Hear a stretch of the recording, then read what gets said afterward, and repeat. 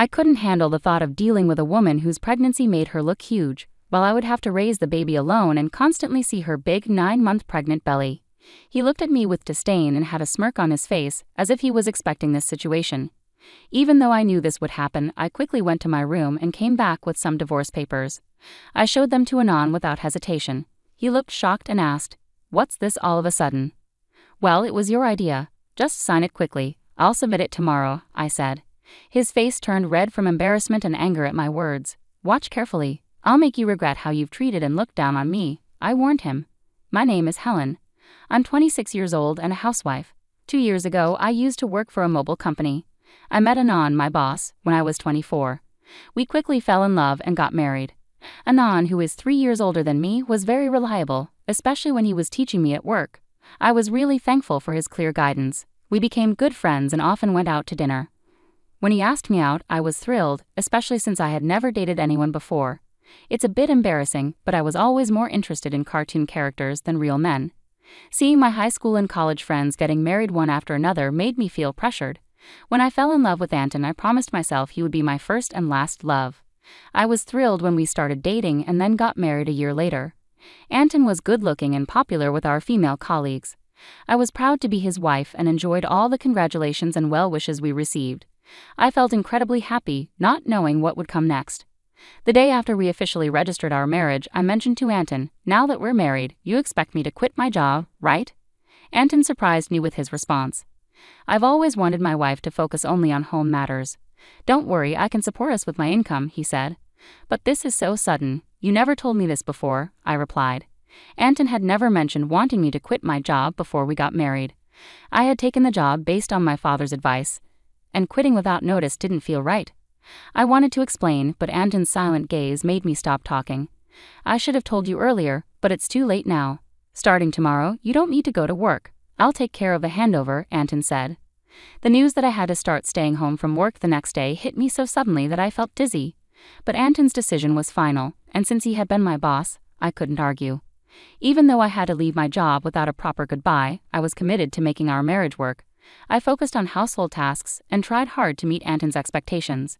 I cooked meals, especially his favorites, hoping for some recognition. Even though Anton never commented on the food, I longed for a bit of appreciation, especially after giving up my job and losing my previous recognition. One day I asked Anton, "Is my jacket clean? I have an important meeting tomorrow."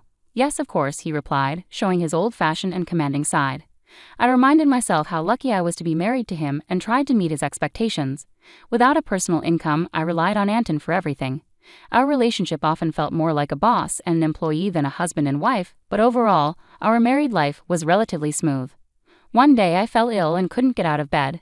Feeling too weak to do housework, I planned to catch up on it the next day. Anton came into the room and, looking angry, demanded, "What are you doing? Get up and make some food," while kicking the blanket off me. I explained, "I'm sorry, I'm not feeling well."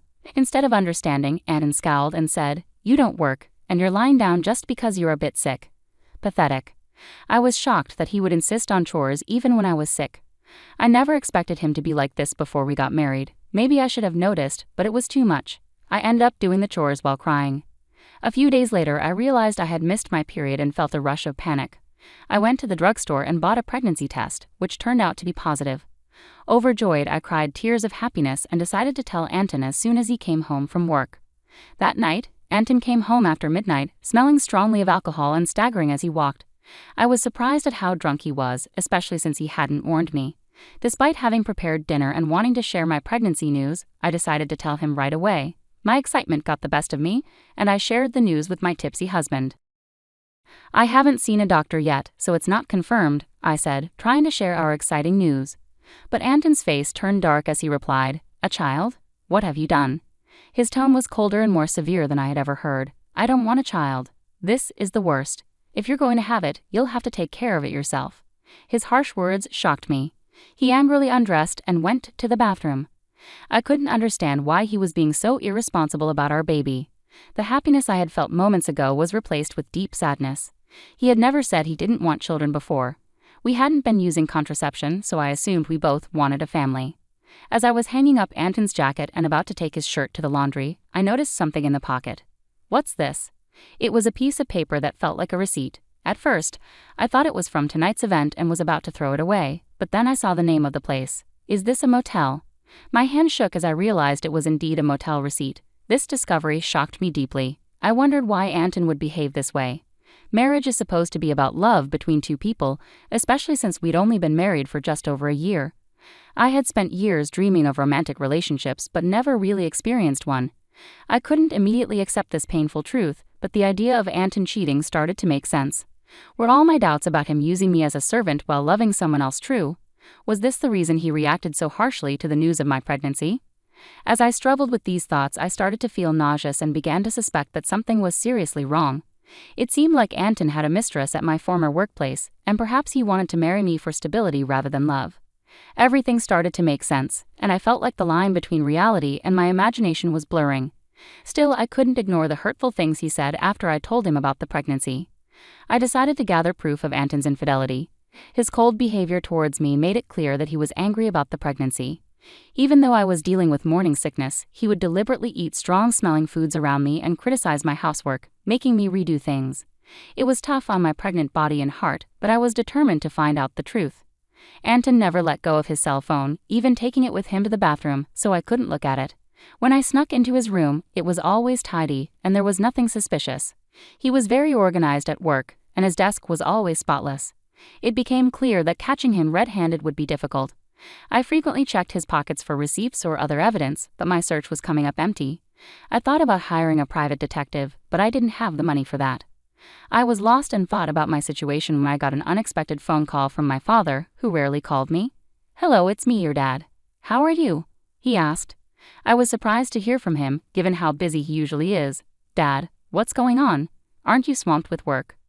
"My employees have been doing well, so I'm not that busy," he said. As the CEO of a company in Canada, my father had always been a workaholic.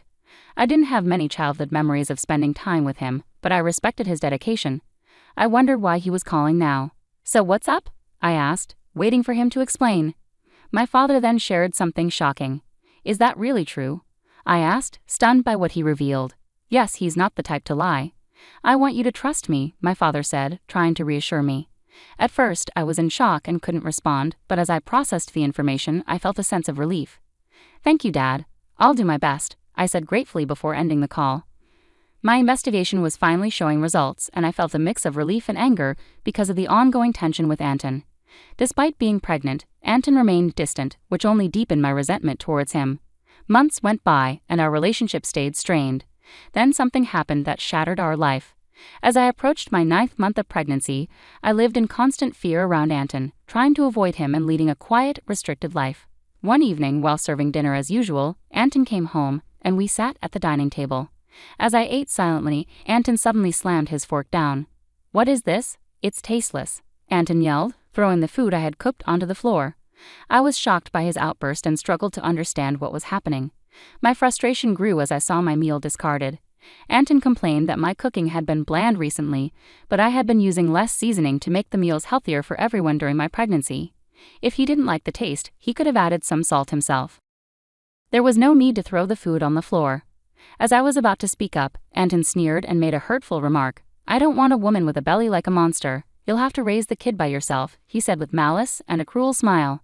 I had feared this day might come, though I had hoped for a different outcome. Quickly, I went to my room, grabbed some documents, and returned to show them to Anon. "Here are the divorce papers," I said, pushing the documents towards him. Anon looked stunned and asked, "What the hell? What's this all of a sudden?" "Well, it was your idea. Just sign it quickly. I'll submit it tomorrow," I said. I had been thinking about divorce ever since I suspected Anton's infidelity. With a baby on the way, I wasn't sure if I could manage on my own, but now I had a new plan. My determination seemed to anger Anon. His face turned red with rage. "Just wait. I'll make you regret every moment you looked down on me and tried to control me. Do you think you can manage without me? You'll have a baby to care for, and you'll regret it." I stayed firm and unshaken. "I'll be fine. Don't worry about me," I assured him. Maybe annoyed by my resolve, Anon grabbed the divorce papers and started filling them out. "Here you go. If this is what you want, it's yours," he said. "Thank you," I replied. Anon probably didn't think I would actually go through with it, as he handed the papers over without much fuss. The next day, I submitted the divorce papers and left the house. I knew he'd be surprised when he came home from work to find out. After that, I moved to my parents' home. My father had returned to the US from Canada and suggested I stay with them. It was the right choice for me as I was fed up with life with Anon. I was deeply grateful to my father for his support. On the day I left our home, Anon called me 3 times, but I ignored each one. Eventually, he stopped calling. It became clear that I meant very little to him. He was probably happy with his mistress, and might even be planning to remarry.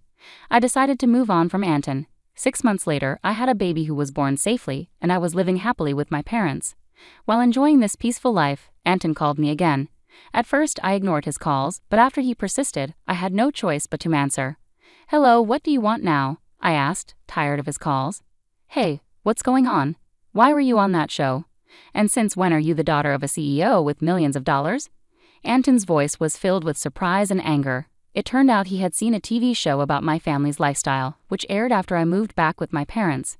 After returning to my family's home, I was approached by a TV station because of my father's role as CEO of a major global tech company. The show featured the luxurious lifestyle of CEO families, and they filmed at our house, discussing our family's wealth, which was estimated at around $10 million. I never expected Anon would see that show, but the reach of television is truly powerful. "Oh, by the way, I didn't mention that I inherited $33 million, which is why I was able to divorce you," I said. My father had told me about this inheritance, and it gave me the confidence to live comfortably even after leaving Anon. Anton's reaction was immediate and furious. "What? That's unfair. Why didn't you tell me about this before? Half of it is mine, right? Give me the money now." I replied calmly, just as I suspected after seeing the show. "All you can think about is getting money from me. Gifts from parents aren't included in the property division, and don't forget your own actions." Anon looked confused and asked, "What are you talking about?" "I'm tired of your anger, Anon. You called me. You should know you can't blame me for what you did. You cheated, didn't you? With your new wife, who's a junior from your company? You started seeing her even before we were married," I said. Anon was clearly shocked by what I knew. I finally had the upper hand. "Did you think I wouldn't find out? My father has many connections in your company, and one of them told me about your affair. I haven't mentioned it before, but I will be demanding child support," I declared. Anon, still in denial, argued, "Stop kidding. Why should I pay child support? It's all your fault. You got pregnant on your own and didn't keep up with the housework. It's your fault." I was stunned by Anton's refusal to take responsibility and his blame shifting. I couldn't believe I had ever been married to someone so unreasonable. It was clear I had made the right decision to leave him. "Anon, I'm broke. My wife spent all my money, and now I'm in debt," he lamented, but I wasn't moved by his pleas. I was angry and incredulous at his refusal to acknowledge his mistakes. I had no desire to deal with someone so unreasonable ever again. Gripping my phone tightly, I prepared to end the conversation. "What are you talking about? Do you even realize how ridiculous you sound? I never want to deal with you again. I'll have my lawyer handle the child support. Don't call me again, and you won't see the child anymore. Goodbye." After expressing my frustration, I quickly hung up the phone. I blocked Anton's number, took a deep breath, and felt a sense of relief. It was over now, and I hoped I wouldn't receive any more calls from him. I was determined to protect my peaceful life. Just then, I heard my baby crying from the other room and rushed to comfort them. It turned out that Anon started paying child support every month. A former colleague of mine mentioned that Anton's new wife was a big spender, and he ended up using debts to cover his living expenses. It seemed Anon had hoped to get a share of my inheritance by reaching out to me, but since he didn't get any money from me, he was now facing more expenses than his income could handle. He struggled, possibly because things were going poorly or because he couldn't stand being looked down upon by his colleagues. Adding to his troubles, he only started searching for a new job after leaving his previous one, which led him to financial difficulties. Hearing this didn't make me feel sorry for him. I felt he deserved the hardships he was facing. The harsh words and cold behavior he showed me were unforgettable, and I hoped he got what he deserved. Meanwhile, I'm enjoying life with my parents and my baby. With no financial worries, I'm excited about the future, especially since my father mentioned passing the company on to me. I'm ready to work hard, just like my dedicated father. Sarah Martinez smoothed down her simple blue dress as she walked into the Grand Plaza Hotel, her heart beating with anticipation. Today was her daughter Emma's wedding day, and despite everything, she couldn't help but smile. The lobby gleamed with marble and crystal, exactly the kind of venue her future son-in-law's family would choose. "Mom." Emma's voice rang out across the lobby. Sarah turned to see her daughter, still in her regular clothes, hurrying toward her. "You made it." But there was something tight about Emma's smile, a tension in her shoulders that Sarah recognized all too well. "Of course I made it, sweetheart," I wouldn't miss your big day." Sarah reached out to hug her daughter, but Emma took a small step back, her eyes darting around the lobby. "Mom, I need to tell you something," Emma began, wringing her hands. "James's family, they've made some changes to the seating arrangements." Sarah's stomach tightened.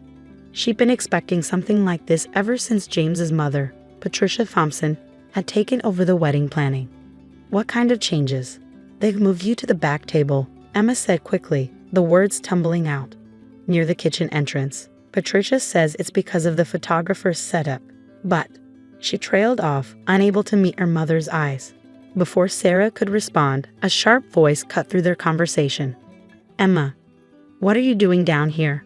We need you in the bridal suite immediately." Patricia Thompson strode across the lobby, her designer heels clicking against the marble floor. Her eyes swept over Sarah with barely concealed disdain. "Oh, you're here." Sarah straightened her spine. "Hello, Patricia. The hotel looks lovely." Patricia's lips curved into a cold smile. "Yes, well, we wanted everything to be perfect for James and Emma. Speaking of which," she turned to Emma. "Darling, your hair appointment was scheduled for 10 minutes ago. You don't want to keep everyone waiting." Emma hesitated, looking between her mother and future mother-in-law. "Mom, I'm sorry about..." "Go on," Sarah said gently. "It's your day. Don't worry about me." As Emma hurried away, Patricia's facade dropped. "Listen," she said, her voice low and cutting. "I know Emma insisted on having you here, but let's be clear, you don't fit in with our crowd. The Thompsons have a certain reputation to maintain." Sarah kept her voice steady. "I'm here for my daughter." "Yes, and you can support her from the back of the room. We don't need your modest circumstances ruining the wedding photos. I'm sure you understand." Patricia's smile was sharp as glass. "Oh, and we've arranged for the staff meals to be served at your table." It seemed appropriate. With that, Patricia turned and walked away, leaving Sarah standing alone in the vast lobby. For a moment, she allowed herself to feel the full weight of the humiliation. She thought about the extra shifts she picked up at the hospital, working as a nurse to help pay for Emma's education. About the nights she'd spent helping Emma study for her medical school entrance exams, proud beyond words when she'd been accepted. Now her daughter was marrying into the Thompson family, owners of the largest hospital network in the state, and suddenly Sarah's decades of hard work meant nothing. She found her way to the ballroom, where the wedding would take place in a few hours. The space was stunning. Crystal chandeliers caught the light, fresh flowers adorned every table, and a string quartet was setting up in the corner. But as she walked toward the back of the room, she saw it, her table, partially hidden behind a large pillar right next to the swinging kitchen doors. "Mrs. Martinez?" A young woman in hotel staff uniform approached her. "I'm Jenny from Event Services. We were told you'd be seated here." Sarah nodded, noticing the sympathy in Jenny's eyes. "That's right. The thing is," Jenny lowered her voice, glancing around, "I wanted to let you know, while the staff here, we all know who you are. My sister was at County General last year when you worked that terrible 30-hour shift during the crisis. You saved her life." Sarah blinked in surprise. She remembered that night. A massive pileup on the highway had overwhelmed the hospital. She'd stayed long past her shift, working until she could barely stand. Jenny continued, "We think it's wrong how they're treating you, and we wanted you to know, if you need anything, just ask. The whole staff is on your side." For a moment, Sarah stood there, processing Jenny's words. Then she remembered something that could change everything. She reached into her purse and pulled out her phone. "Actually," she said, a small smile playing at her lips, "there is something you could help me with. But first, I need to make a call." As she dialed a familiar number, Sarah watched the Thompson family sweeping through the ballroom, directing staff and making demands. Patricia was at the center of it all, gesturing dramatically about some perceived flaw in the table settings. "Hello, Marcus. It's Sarah Martinez. Remember that favor you owe me? I think it's time to cash it in." The next 2 hours passed in a blur of activity. Sarah watched from her corner as the ballroom filled with guests, all dressed in designer clothes and dripping with jewelry. She couldn't help but notice how the Thompson family greeted each arrival with elaborate embraces and air kisses, at least until they spotted her. "Is that her?" she overheard one woman whisper to Patricia, "the mother who works as a nurse." Patricia's response was just loud enough to carry. Yes, unfortunately. But don't worry, we've managed to keep her out of sight. Can't have anything spoiling James's big day. Sarah checked her watch. Any minute now. The first sign that something was wrong came when Jenny and 3 other servers suddenly removed their uniforms, revealing street clothes underneath. They walked straight through the middle of the ballroom and toward the exit. "Where are you going?" Patricia called out, her voice sharp. "We haven't even served the appetizers." Jenny turned, her head held high. "We quit." Before Patricia could respond, more staff members began following suit. The bartenders packed up their tools. The valet parking attendants walked off their posts. Even the wedding coordinator closed her laptop and headed for the door. What is the meaning of this? Patricia's face had turned an interesting shade of red. "You can't just leave. We have a contract." "Actually," a deep voice said from the doorway, "they can." Marcus Chen, CEO of the hotel chain, walked into the ballroom. His presence commanded immediate attention, and Sarah had to suppress a smile as she watched Patricia's expression shift from anger to confusion to desperate charm. "Mr. Chen." Patricia hurried forward. "There must be some mistake. We booked this venue months ago, and now your staff is following my direct orders," Marcus finished for her. He turned to address the crowded room. "Ladies and gentlemen, I apologize, but the Grand Plaza will not be able to host this event today. All staff have been instructed to cease operations immediately." The ballroom erupted in chaos. Guests began murmuring. James's father was shouting about lawyers, and Emma, poor Emma, looked like she might faint. "Mom," Emma made her way through the crowd to Sarah's side. "What's happening?"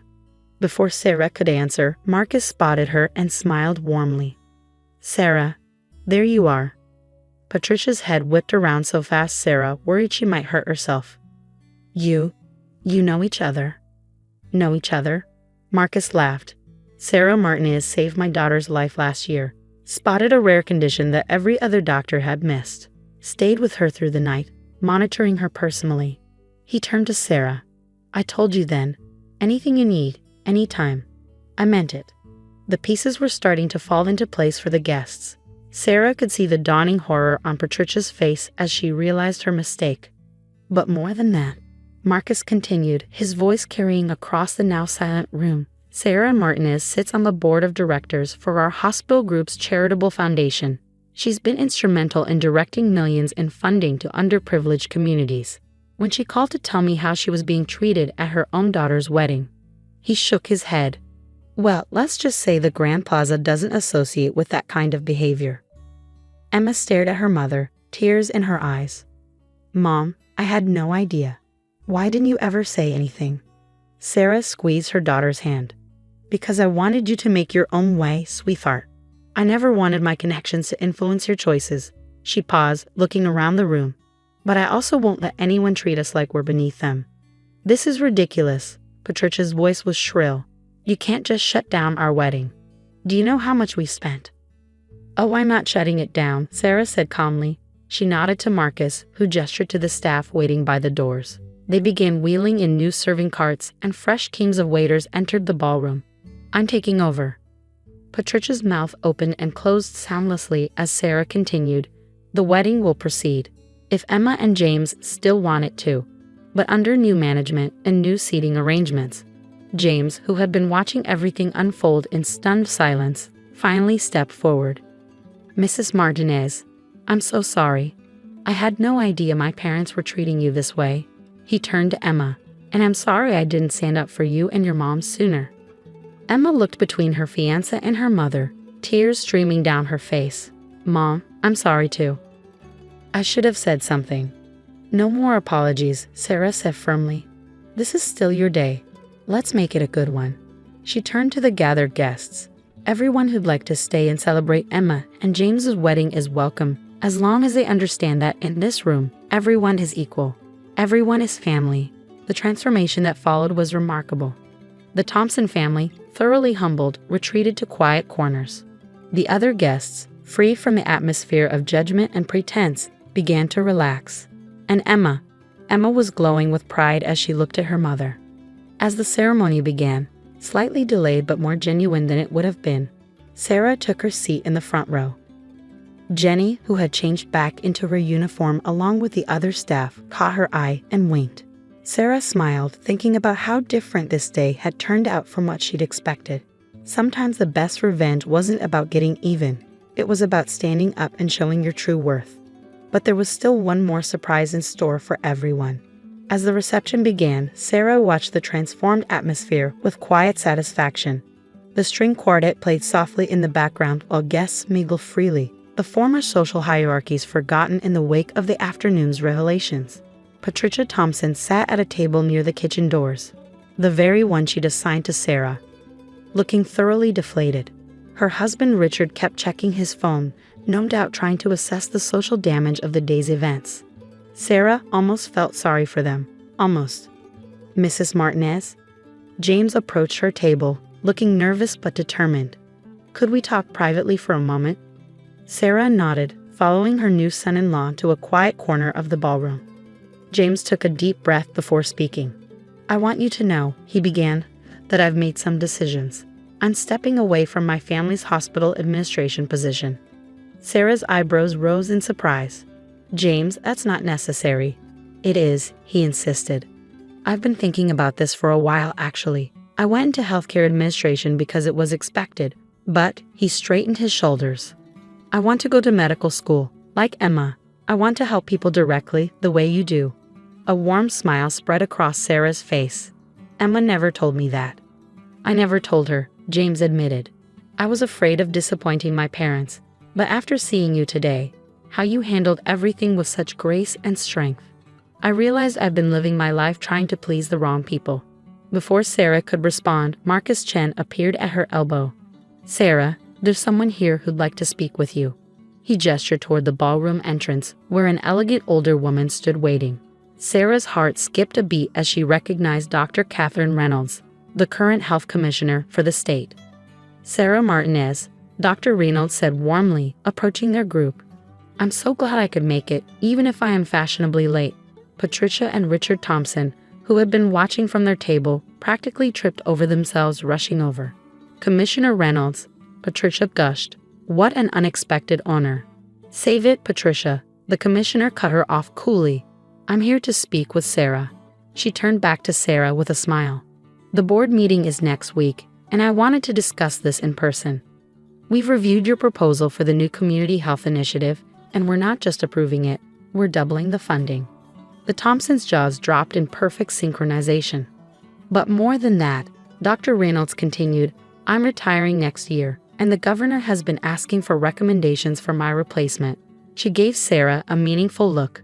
"I'd like to put your name forward, if you're interested." The ballroom had gone quiet again, everyone straining to hear the conversation. Sarah felt Emma's hand slip into hers. She hadn't even noticed her daughter approaching. "Mom," Emma whispered, "you never told me about any of this." Sarah squeezed her daughter's hand. "I've always believed that our work should speak for itself. All those nights I was just working extra shifts. I was also building relationships, creating programs, finding ways to help more people. I never needed the recognition. I just wanted to make a difference. And that," Dr. Reynolds said firmly, "is exactly why you're perfect for the position." Patricia Thompson looked like she might faint. But she's just a nurse." "Just a nurse?" Dr. Reynolds raised an eyebrow. "Mrs. Thompson, just a nurse. Sarah Martinez has done more for healthcare in this state than your entire family's hospital network. While you were planning galas and worrying about social status, she was actually saving lives and changing the system from within." James stepped forward. "Commissioner Reynolds, I'd actually love to hear more about the Community Health Initiative. I'm planning to apply to medical school and medical school." Patricia interrupted, her voice shrill.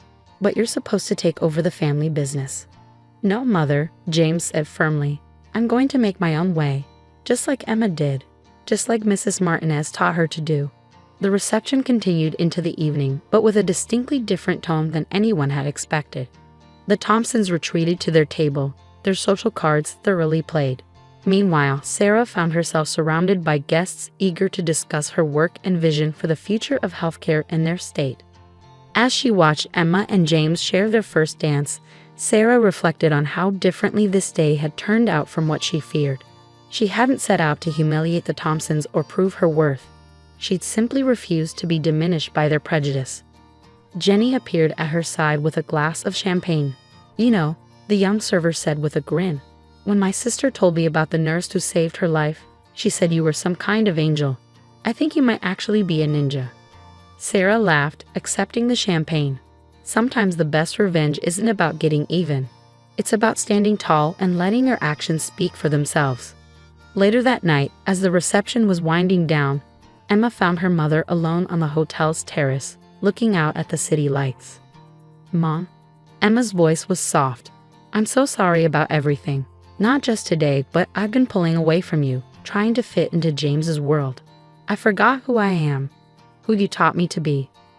Sarah turned to her daughter, seeing not the bride in her expensive gown, but the little girl who used to fall asleep reading medical textbooks because she wanted to be just like her mom. "You never have to apologize for trying to find your way," Sarah said, pulling her daughter into a hug. "But remember, your value isn't in who you marry or what family you join. It's in what you do, how you treat people, and the difference you make in the world." Emma wiped away a tear, careful of her makeup. "I know that now, more than ever." She paused, then added with a small smile, "Health Commissioner Martinez." Sarah laughed. "Let's not get ahead of ourselves." "Why not? After today, I'd say anything is possible." As they stood there, mother and daughter looking out at the city together, Sarah felt a deep sense of peace. The Thompsons had tried to put her in her place, not realizing that she had built her own place, one of respect, dignity, and real accomplishment. The next morning, Sarah's phone buzzed with a text from Marcus.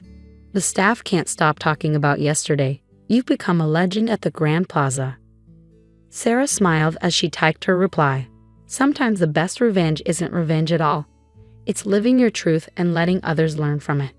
As she set her phone down, Sarah thought about all the paths that had led to this moment. Years of hard work, quiet dedication, and unwavering integrity had built a foundation that no amount of social snobbery could shake.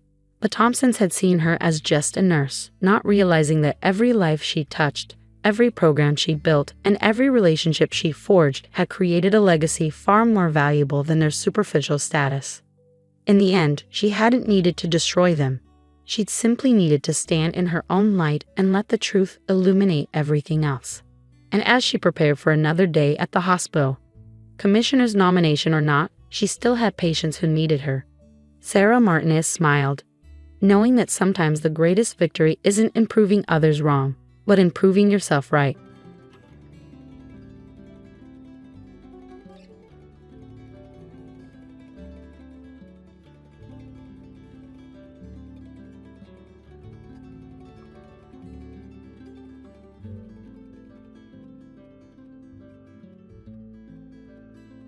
My name is Rachel. I'm 32, and life had always been an intricate balance of love, work, and family. My husband, Daniel, and I had been married for 8 years, and while our marriage wasn't perfect, I believed we had a strong partnership, or so I thought.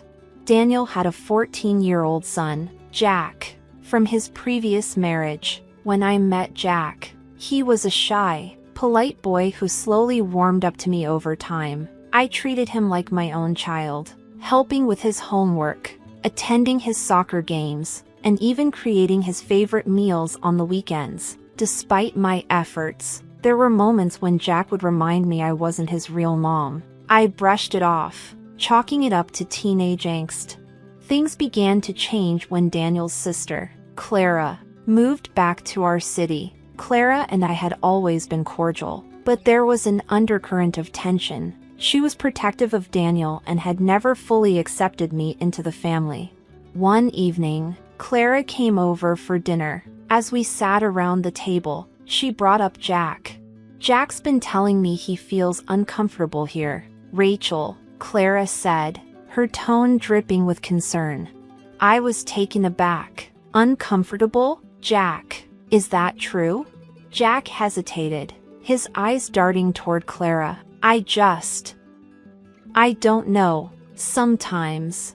Clara jumped in. "See? Kids pick up on things. Rachel, maybe you're too strict with him." I felt blindsided.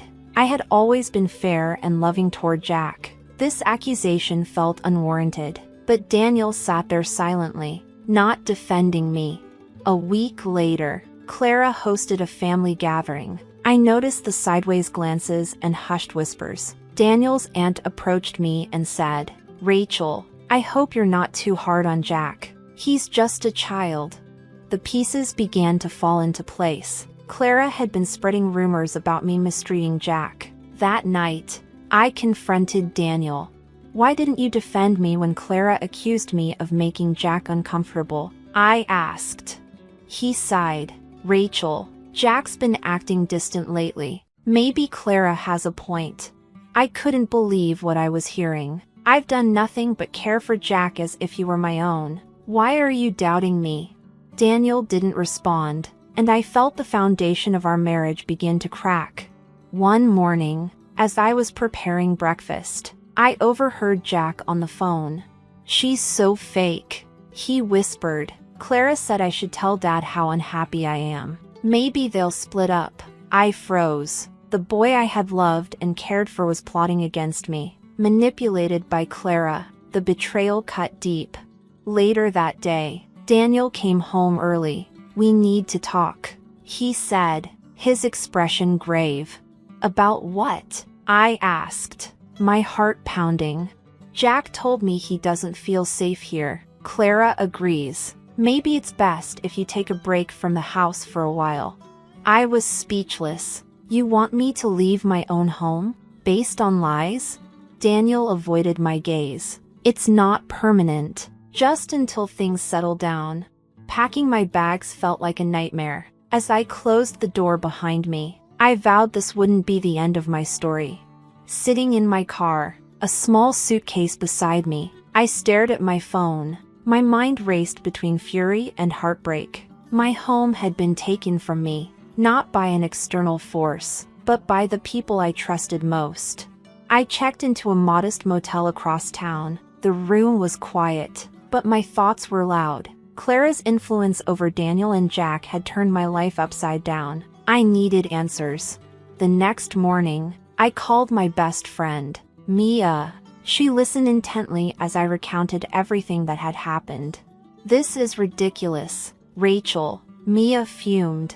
"You've been nothing but good to that boy. Clara's jealousy has been simmering for years, and now she's using Jack to drive a wedge between you and Daniel." "I feel so powerless," I admitted. Mia's voice grew firm. "You're not powerless. You need to fight back. Start by gathering proof that you've done nothing wrong." Her words sparked something in me. I wasn't the villain Clara painted me to be. It was time to uncover the truth. Over the next few days, I began piecing together Clara's influence. I reached out to Jack's teachers, coaches, and even his friends' parents. Each conversation painted a similar picture. I was a caring stepmother who always put Jack's needs first.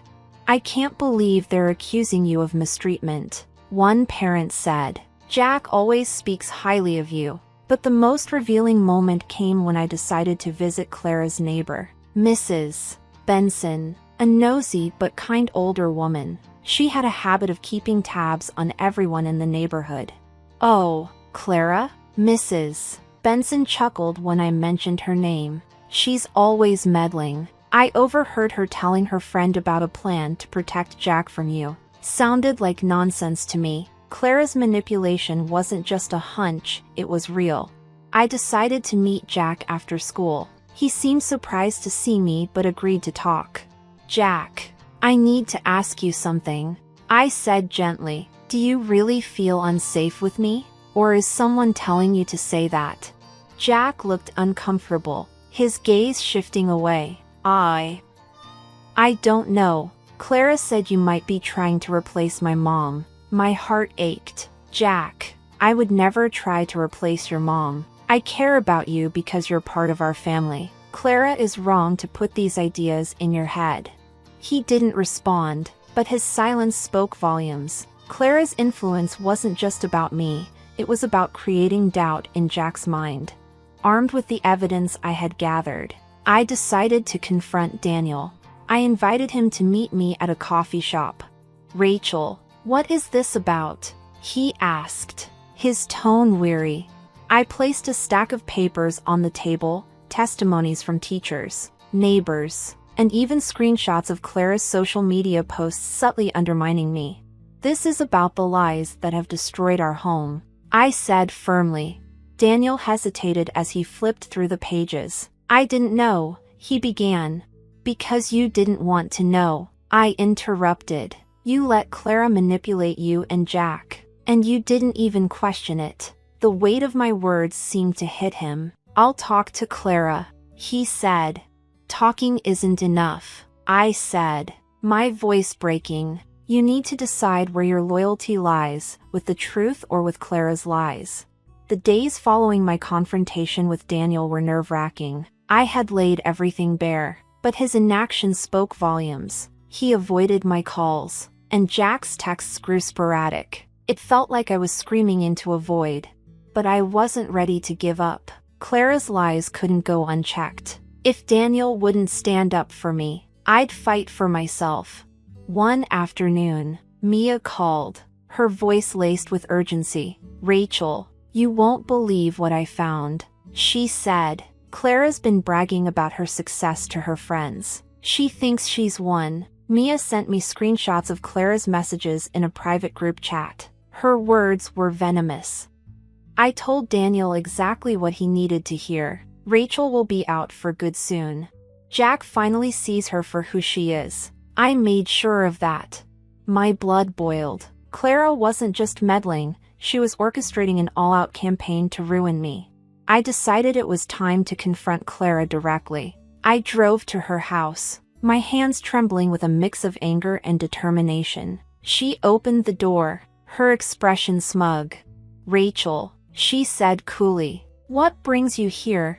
Cut the act. Clara, I snapped. I know what you've been doing. You've poisoned Jack against me and manipulated Daniel. And now, I have proof. Clara's smile faltered for a moment before she crossed her arms. Proof? Of what? I'm just protecting my nephew from someone who clearly doesn't belong in his life. Her words stung, but I held my ground. This isn't about Jack. This is about your jealousy and your inability to let go of control. You're hurting him more than you're helping. Clara's face turned red with anger. Get off my property, she hissed. You have no idea what you're talking about. But I did. And now, I had the evidence to back it up. After leaving Clara's house, I reached out to Jack's therapist, Dr. Harris. I've been hesitant to intervene, Dr. Harris admitted, but it's clear Jack is caught in the middle of a toxic situation. He's confused and being influenced by conflicting narratives. Dr. Harris agreed to facilitate a family session, including Clara. It was a long shot, but I hoped it would force her to face the damage she had caused. The session was tense from the start. Clara arrived with an air of superiority, while Daniel looked uncomfortable. Jack sat quietly, avoiding my gaze. Dr. Harris began gently. We're here to create a space for honesty and healing. Let's start by discussing Jack's feelings. Jack hesitated before speaking. I don't know what to think, he said. Clara says one thing, but... I remember when Rachel helped me with my school project and took me to the park when I was sad. My heart swelled at his words, but Clara quickly cut in. Jack, don't forget how she's tried to replace your mother. Enough, Clara, I said, my voice firm. This isn't about replacing anyone. It's about creating a family where everyone feels safe and loved. Dr. Harris turned to Clara. Your influence on Jack is undeniable, but it's important to consider how your actions might be impacting him negatively. For the first time, Clara looked uncertain. The session ended with no clear resolution, but the cracks in Clara's facade were starting to show. Later that evening, Daniel called me. I've been blind, he admitted. Clara's been manipulating all of us. I should have stood up for you. I wanted to believe him, but trust wasn't something that could be rebuilt overnight. Actions speak louder than words. Daniel, I said, If you want to fix this, you need to show me and Jack that you're committed to the truth. The next day, Jack came to see me. I'm sorry, Rachel, he said, tears in his eyes. I didn't know what to believe, but I know you've always cared about me. I hugged him tightly. All I've ever wanted is for you to be happy and safe. As for Clara, her influence began to wane. Daniel set firm boundaries, and Jack started therapy on his own to process everything. Life didn't immediately return to normal after the family therapy session, but it felt like a fog was lifting. For the first time in months, I could see a path forward, not just for me, but for all of us. Clara's manipulations didn't go unnoticed after the session. Daniel started addressing her behavior directly, finally acknowledging how her meddling had hurt our family. He limited her visits with Jack and made it clear that her interference was no longer welcome. Jack needs stability, he told her firmly during a follow-up meeting facilitated by Dr. Harris. Your intentions might have been good, but your actions have caused nothing but harm. From now on, Rachel and I are making decisions for Jack, together. Clara was livid, but her protests fell on deaf ears. The evidence of her manipulations, coupled with Jack's growing awareness of the truth, left her with little room to argue. Jack and I slowly rebuilt our bond. It wasn't easy, trust takes time to restore, but we found joy in the small moments. Movie nights, trips to the park, and quiet conversations about his favorite books became the foundation of our renewed relationship. Daniel worked hard to make amends, too. He attended therapy sessions with Jack and me, where we discussed everything from his initial doubts to the importance of standing united as a family. I let fear cloud my judgment, Daniel admitted during one session, but I'm ready to do the work to rebuild what I've broken. Months later, our family looked different, but stronger. Clara no longer had the influence she once wielded, and Jack had flourished with the consistency and love he deserved. One sunny Saturday, as we sat in the backyard, Jack turned to me with a shy smile. Rachel, thank you for not giving up on me. I blinked back tears. I'll never give up on you, Jack. We're family, no matter what. Daniel reached for my hand. This is just the beginning for us, he said. And he was right. The road had been rough, but we had emerged on the other side, together.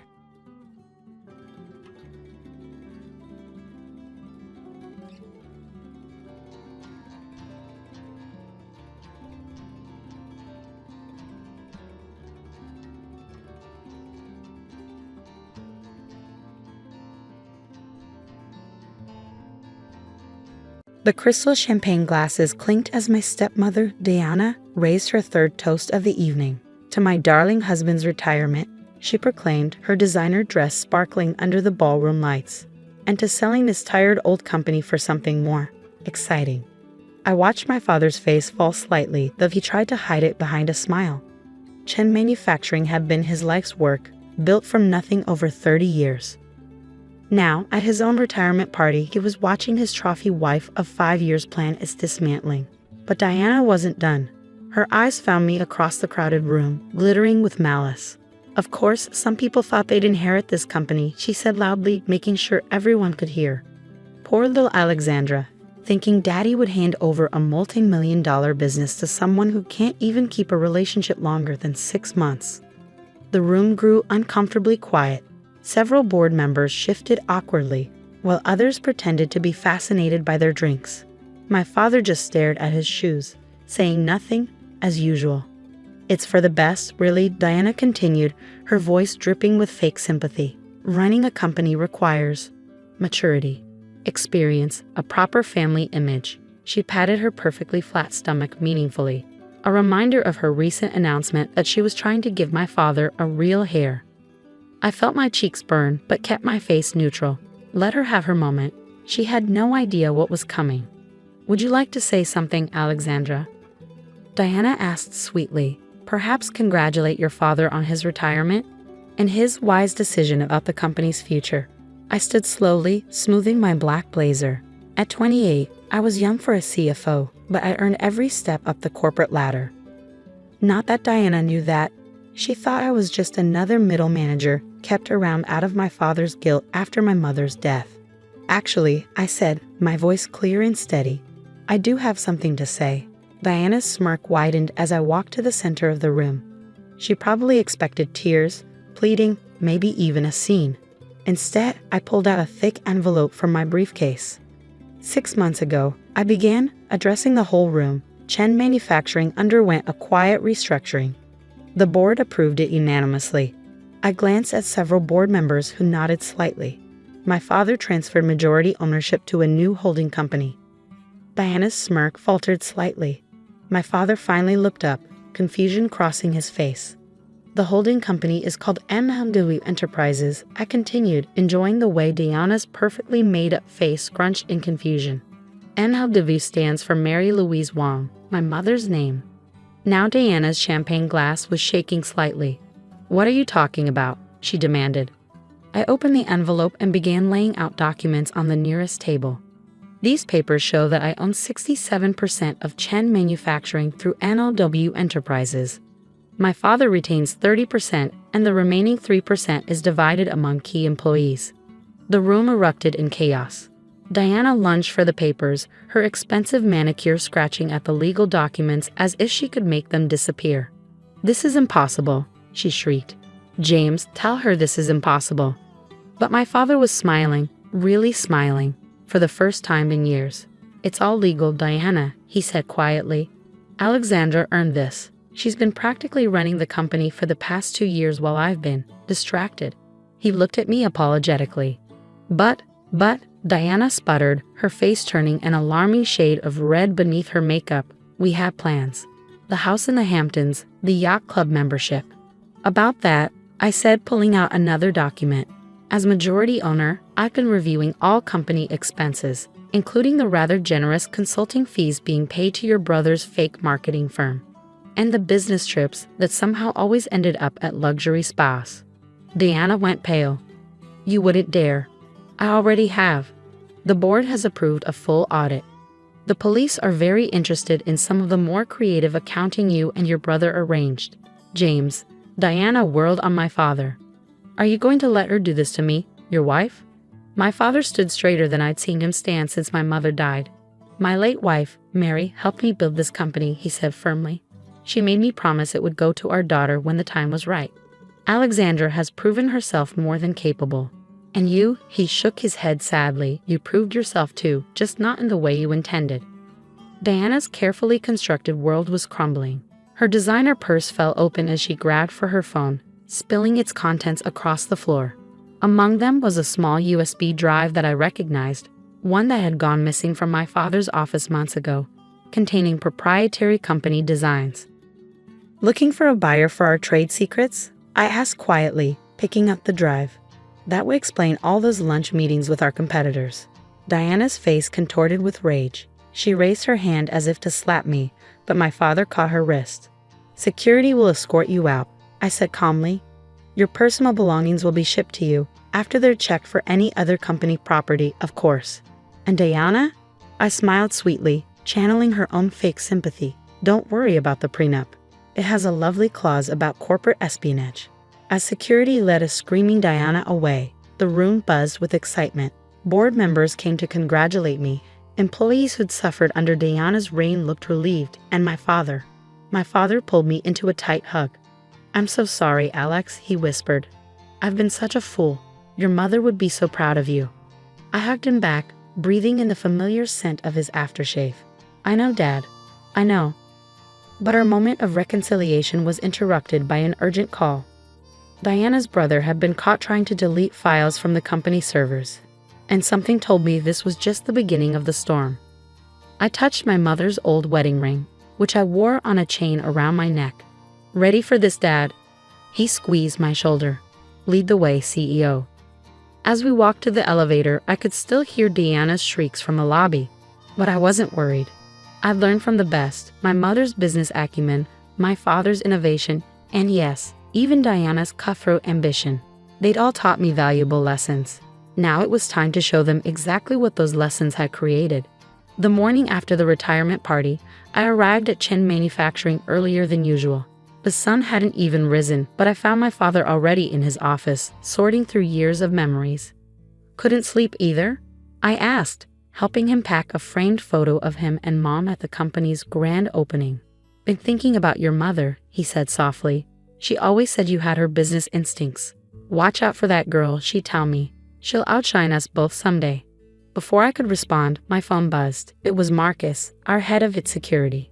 "Ms. Chen, we have a situation. Multiple attempts to access our servers from unauthorized locations, and you need to see this." Within minutes, I was staring at my computer screen in disbelief. Someone had leaked confidential company emails to our biggest competitors. But these weren't just any emails. They were carefully selected to make it look like Chen Manufacturing had been engaging in corporate espionage. "Diana," I muttered. "She's trying to trigger an industry investigation." "That's not all," Marcus said grimly. "She's also leaked evidence suggesting your takeover was illegal. The press is already picking up the story." Right on cue, my phone exploded with notifications. "Tech Harris in hostile takeover scandal," read one headline. "Family drama threatens industry giant," declared another. Dad looked stricken. "Alex, I'm so sorry. If I hadn't brought Diana into our lives." "No, Dad," I cut him off. "This isn't your fault. But I know whose fault it is." I pressed the intercom. "Janet, call an emergency board meeting. And get me Victoria Chen on the line." "Your cousin the federal prosecutor?" Dad asked, surprised. I smiled grimly. Diana wanted to play dirty. Time to show her what that really means. The next few hours were chaos. Diana had gone on a morning news show, playing the part of the concerned wife perfectly. "I just want to protect my husband's legacy," she said tearfully. "Alexandra's hostile takeover has devastated him. And now with these allegations of corporate espionage." But Diana had made one crucial mistake. In her rush to destroy me, she'd used the stolen USB drive to access company files, leaving a clear digital trail. "Got her," Marcus announced triumphantly. "Every unauthorized access, every leaked document, it all traces back to her brother's IP address." And he grinned. "We found something else. Emails between Diana and our biggest competitor, dating back months before she married your father." The pieces clicked into place. She targeted Dad from the beginning, I realized. The whole marriage was a corporate raid. "The oldest trick in the book," Dad said quietly, and I fell for it completely. Just then, my cousin Victoria called back. After hearing the situation, she was silent for a moment. "You know," she said finally, "we've been investigating Diana's brother's firm for months. Tax fraud, money laundering. But we could never prove where the money was coming from. This could be exactly what we need." "Do it," I said firmly. The next day, as Diana was preparing for another TV interview to slander me, federal agents raided her brother's office. By evening, both siblings were in custody, and the truth was splashed across every business news channel. Corporate Rahid Daraidi, CEO's wife arrested in manufacturing espionage scandal. Family feud reveals years-long corporate conspiracy. Young CEO saves family company from hidden takeover. But the real satisfaction came when we found Diana's prenup violation clause was just the tip of the iceberg.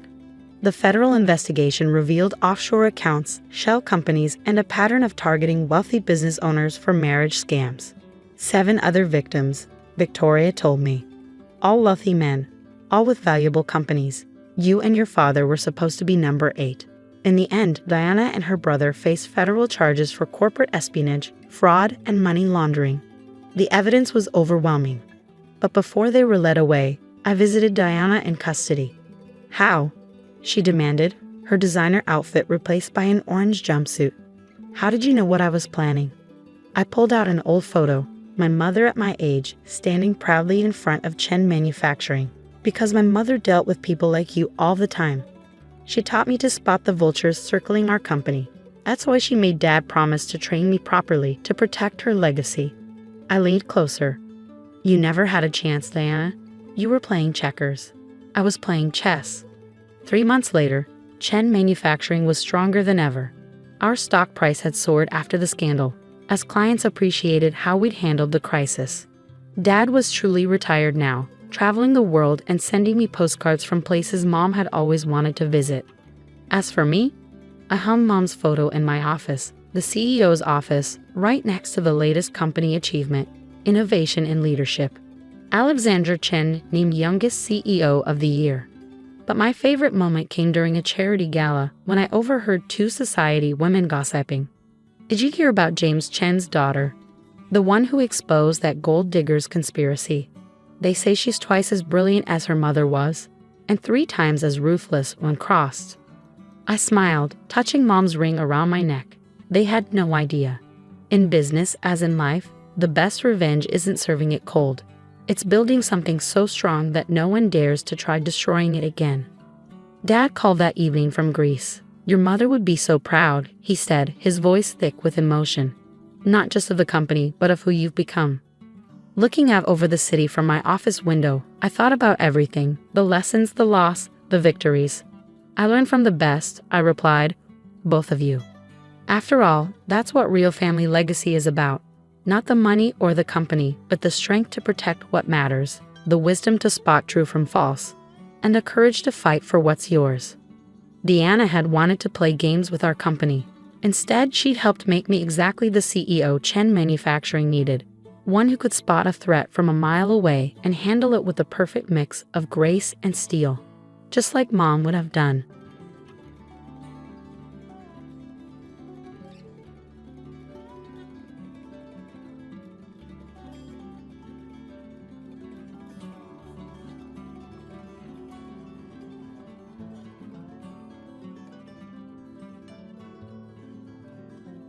Late at night, my 9-year-old grandson showed up at our doorstep unexpectedly. I rushed to open the door and found him barefoot, with blood oozing from his toes. He was tightly holding the hand of his 4-year-old sister, whose face was streaked with tears. "Did you two really walk here all by yourselves?" I asked in disbelief. They nodded, and I quickly ushered them inside. However, when my husband woke up, he was furious. "Absolutely not," he yelled, his terrifying expression making the grandchildren burst into tears. I was bewildered. Surely they could have stayed for just one night. But then, I couldn't believe what my husband did next. "My name is Margaret. I'm a 63-year-old homemaker living with my husband Patrick, who is 2 years older than me. He worked as a high school teacher until he retired at 60. We have 2 children who are married and independent. Our daughter Laura lives in a nearby apartment, while our son Richard lives in the neighboring town. Richard's wife, Victoria, is stunningly beautiful, with translucent white skin and big eyes that make anyone falter under her gaze. She's an ideal daughter-in-law as long as she remains silent. However, she has a sharp tongue. Everyone wonders why a woman of my caliber would marry a man like him, she often boasts. Are you saying Richard isn't up to your standard? I once asked. Well, he works for a top-tier company and earns a decent income, but let's be honest, he's not that good-looking. But I'm not that picky, so he's lucky, I guess. I felt very angry hearing her speak ill of my son. Who does she think she is? I wanted to say something, but I held my tongue to avoid a confrontation. However, my husband couldn't remain silent. Richard sure married quite an impressive wife, didn't he? He remarked sarcastically. Victoria seemed unfazed and smirked dismissively. Richard, in response, could only manage a wry smile. Victoria is too good for me. Seeing this, I imagined my kind-hearted son must be facing some challenges in his marriage. Despite their differences, they had a child together. Daniel, our first grandchild, resembled his mother, with a remarkably beautiful face, yet inherited his father's kind personality. A perfect blend of both parents' best qualities. I always looked forward to Richard bringing Daniel over to our house. Victoria rarely visited, which might have been for the best. 5 years later, we welcomed a granddaughter, Emily. She was an adorable girl with fair skin, chubby cheeks, and round eyes. However, when I visited my son's home to celebrate her birth, Victoria disdainfully glared at the newborn. Daniel takes after me and is beautiful, but why is this one so chubby and ugly? Who does she even resemble? She's not cute at all. You're a mother. Don't say such things. She's perfectly cute just as she is, I retorted. I can say whatever I want about my own child. Are you trying to start trouble with me? I won't lose to an old hag like you. As my husband heard this exchange beside me, his expression changed. I could tell he was about to shout in my defense, so I quickly intervened. Instead, it was our son who raised his voice in anger. "Victoria, enough. Mom and Dad came here to celebrate. There's a limit to how rude you can be." "Oh, how unusual for you to stand up to me," she sneered, glaring sharply at Richard, as if ready to strike. I quickly relented. "I'm sorry, Victoria. You've just given birth, and it's a stressful time. I shouldn't have said that. I apologize. Please forgive me." "Humph, exactly. You shouldn't have said anything. You could have just sent a gift instead of coming all the way here," Victoria replied, her demeanor consistently lacking manners. I couldn't say anything further. Because of incidents like these, we grew distant. Despite this, Richard continued to bring Daniel and Emily over regularly, which made us happy. However, there were still some concerns on my mind. Daniel was bright and talkative, but Emily, even at ages 3 and 4, showed hardly any signs of speaking. Furthermore, her once fair skin had turned extremely dark from sunburn, and her hands were rough and dry. When I asked Richard about Emily's condition, he said, "Victoria claims Emily loves playing in the garden." But the state of our granddaughter's skin was still extremely concerning. Then one day, our family was struck by tragedy. Richard suddenly passed away. He fell from the stairs of a pedestrian bridge during his commute. Though he was rushed to the hospital and received intensive treatment, he didn't make it. I was in such shock that I could hardly stand. "Richard, you poor thing. It must have been painful," I murmured as tears streamed down my face. Daniel cried uncontrollably, shouting, "Daddy, Daddy, what's wrong?" "Wake up." Meanwhile, Emily stood expressionless, biting her lip. Victoria, without shedding a tear, continued to fiddle with her phone.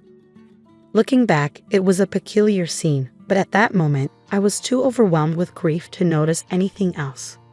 My husband received Richard's old, worn-out bag from the paramedics, which had been found beneath the pedestrian bridge. It was the bag I had bought him when he first started working. He'd been saving and working hard for his family, and thinking about this made everything even harder to bear. The wake and funeral were mainly organized by our daughter's husband and were carried out smoothly. I spent the entire time in a daze at home. Then, the night after the funeral, the intercom rang. Wondering what was happening, I looked at the camera and saw Daniel's face, biting his lip. I hurriedly opened the door and let him in. Holding back his tears, Daniel managed to speak in a shaky voice. "Mom told us to leave. Can we stay just for tonight?" My grandson was barefoot, and blood was oozing from his toes. "Did you two walk here all by yourselves?" I asked, horrified.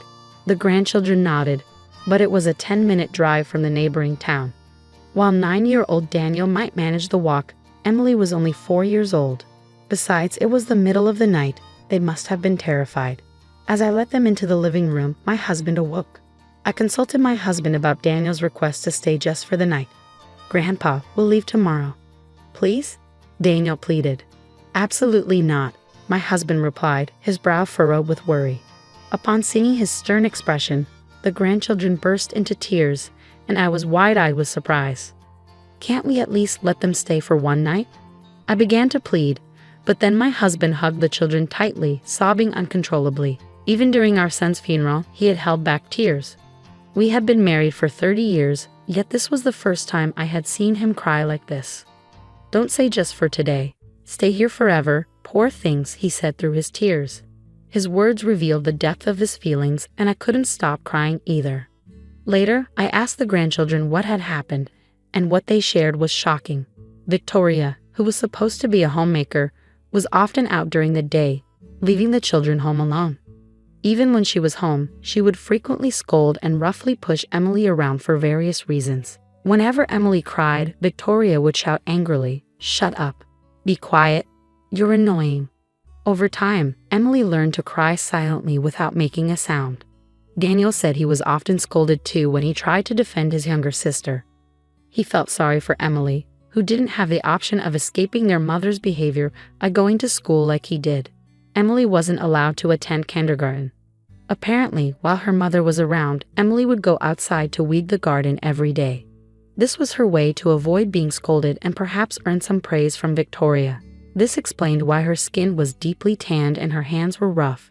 Emily's inability to speak might stem from a fear of being scolded. Thinking about this filled me with a sense of helplessness. That evening, Victoria had apparently told them that guests were coming and ordered them to go outside. Daniel managed to put on his shoes, but Emily couldn't make it in time and was left barefoot. Victoria quickly locked the front door behind them. Daniel then put his shoes on Emily's feet and held her hand as they walked to our house to seek help. "What a terrible thing to do," I said, shaking my head. "Unbelievable." I tried calling my daughter-in-law several times but couldn't reach her. Since it was late, I decided to sleep with my grandchildren that night. However, early in the morning, Daniel woke me up. "Grandma, I'm sorry for waking you up," he said. "Emily said she saw Dad in her dream." "Huh? Did she?" "Yes. Dad told Emily to look inside the bag." I was taken aback by what he said, but looking at Daniel's serious expression, I started to wonder if there was something more to it. I woke up my husband and told him what Daniel had said. Still groggy, my husband was skeptical at first, but when he checked our son's bag, he exclaimed in surprise, "No way. This is outrageous. I can't forgive this." Filled with anger, we decided to take action. We quickly called our eldest daughter, Laura, who lives nearby, and asked her to come over to take care of the grandchildren. Meanwhile, my husband and I rushed to our son's house and rang the doorbell repeatedly, but no one answered.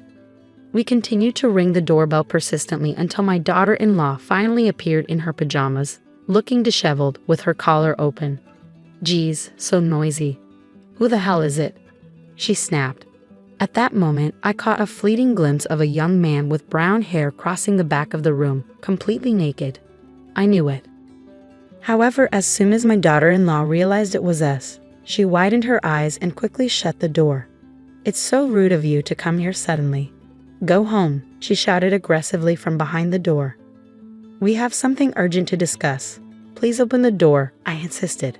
"I can't open it right now," she replied. Reluctantly, I opened the door with the key. Inside my son's bag, I found shocking evidence. As I rummaged through it, the young man from earlier exclaimed, "Oh no, run." He hurriedly dressed and fled from the house. At the entrance, Victoria stood defiantly, glaring at me and my husband without a trace of remorse. "What the heck are you doing here? Are you already cheating on your husband the day after he passed away? Don't be ridiculous." "Oh, he's just a gas repairman," she said, trying to dismiss my accusation. "Huh, so gas repairmen these days work without clothes on," I replied sarcastically. Victoria noticed my sarcasm and clicked her tongue in annoyance. She may have a beautiful face, but her ugly character shows through in her expression. "Richard is gone now, and I'm done with you both. You have no right to say anything. Just leave." At that moment, my husband, his face flushed red with anger, deliberately asked her, "I can't see the grandchildren. Where are they?" He pretended to search around the house. Victoria seemed momentarily at a loss for words, but quickly started shouting angrily at me. "They went to a friend's house. What's wrong with that? Stop lying. Were you not worried when a 9-year-old and a 4-year-old were gone all night? Are you even a mother? Huh? How do you know about that?" They walked all the way to our house late at night. As I told this to her, she looked puzzled and astonished, then shamelessly responded with a brazen attitude, "Our daughter isn't cute at all. And the son I raised lovingly rebels against me. I don't need those brats. You can take them, but give me money. I want $100,000. It's not much, right?" She truly was the worst kind of woman. I felt boiling anger at the thought that my son and grandchildren had suffered because of such a woman. "Too bad you can't spend money behind bars. I've recorded our entire conversation," I said, revealing my phone. "Huh, you're so naive. I'll be released soon enough just for being a little harsh with the children." "It's not just about the children. You do realize that taking someone's life is a serious crime, don't you? And there's evidence." Actually, Richard's diary was in the bag. From Victoria's frequent outings, he suspected she was having an affair. On top of that, there was a report from a detective Richard had hired to investigate. According to it, his wife was indeed cheating with a young man she had met at a pub, the same man who fled from the house. Additionally, the diary mentioned, "I've been feeling my life is in danger." It seems Richard had experienced several incidents where he narrowly avoided accidents, such as almost being hit by a car while walking or nearly being pushed onto train tracks while on a platform. He suspected his wife was targeting him and had taken precautions and was preparing for divorce. That might prove my affair, but it doesn't prove I killed Richard. It's just the ramblings of old people. The police have more important things to do. Can you still say that after hearing this? I argued. My husband appeared holding a surveillance camera he had found. The day before Richard passed away, he had installed a surveillance camera in the living room, as noted in his diary. Upon playing the recording, we heard a conversation between Victoria and the young man. It went well this time. I pushed your husband hard down the stairs. Thank you. Now we'll get a hefty life insurance payout. Victoria turned pale, her lips trembling uncontrollably. I just said that as a joke. How far can you go with your lies? I'll bring all the evidence to the police and request a reinvestigation. Your affair partner might spill everything about you during questioning. Oh, by the way, Laura mentioned something. The place where Richard fell is a busy pedestrian bridge, and many cars nowadays have cameras installed.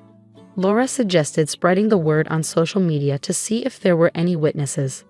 At that time, Victoria's eyes widened and she looked visibly shaken, placing a hand over her mouth. However, she quickly changed her tone and began to apologize. I'm sorry. I was threatened by that man. I'll give you half of the $100,000 life insurance payout if you overlook this. Excuse me? You're not the beneficiary. That can't be true. We made each other beneficiaries when we got married. I told her that, according to Richard's diary, the beneficiary had been changed from her to Daniel. Richard had set up a trust system that allowed his children to receive the benefits once they reached a certain age, regardless of their current age. That's ridiculous. It was a plan to get a large sum of money.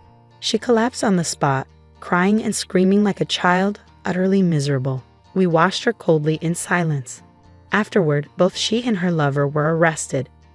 Taking someone's life is a serious crime, and they are unlikely to be free for a long time. Even if they were to leave prison, no one would want anything to do with them. Currently, my grandchildren live with me. In fact, my daughter and her husband also live with us, supporting us and lovingly caring for the two children as if they were their own.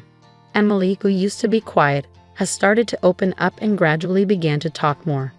I am determined to stay strong and see these children's happiness through until the end.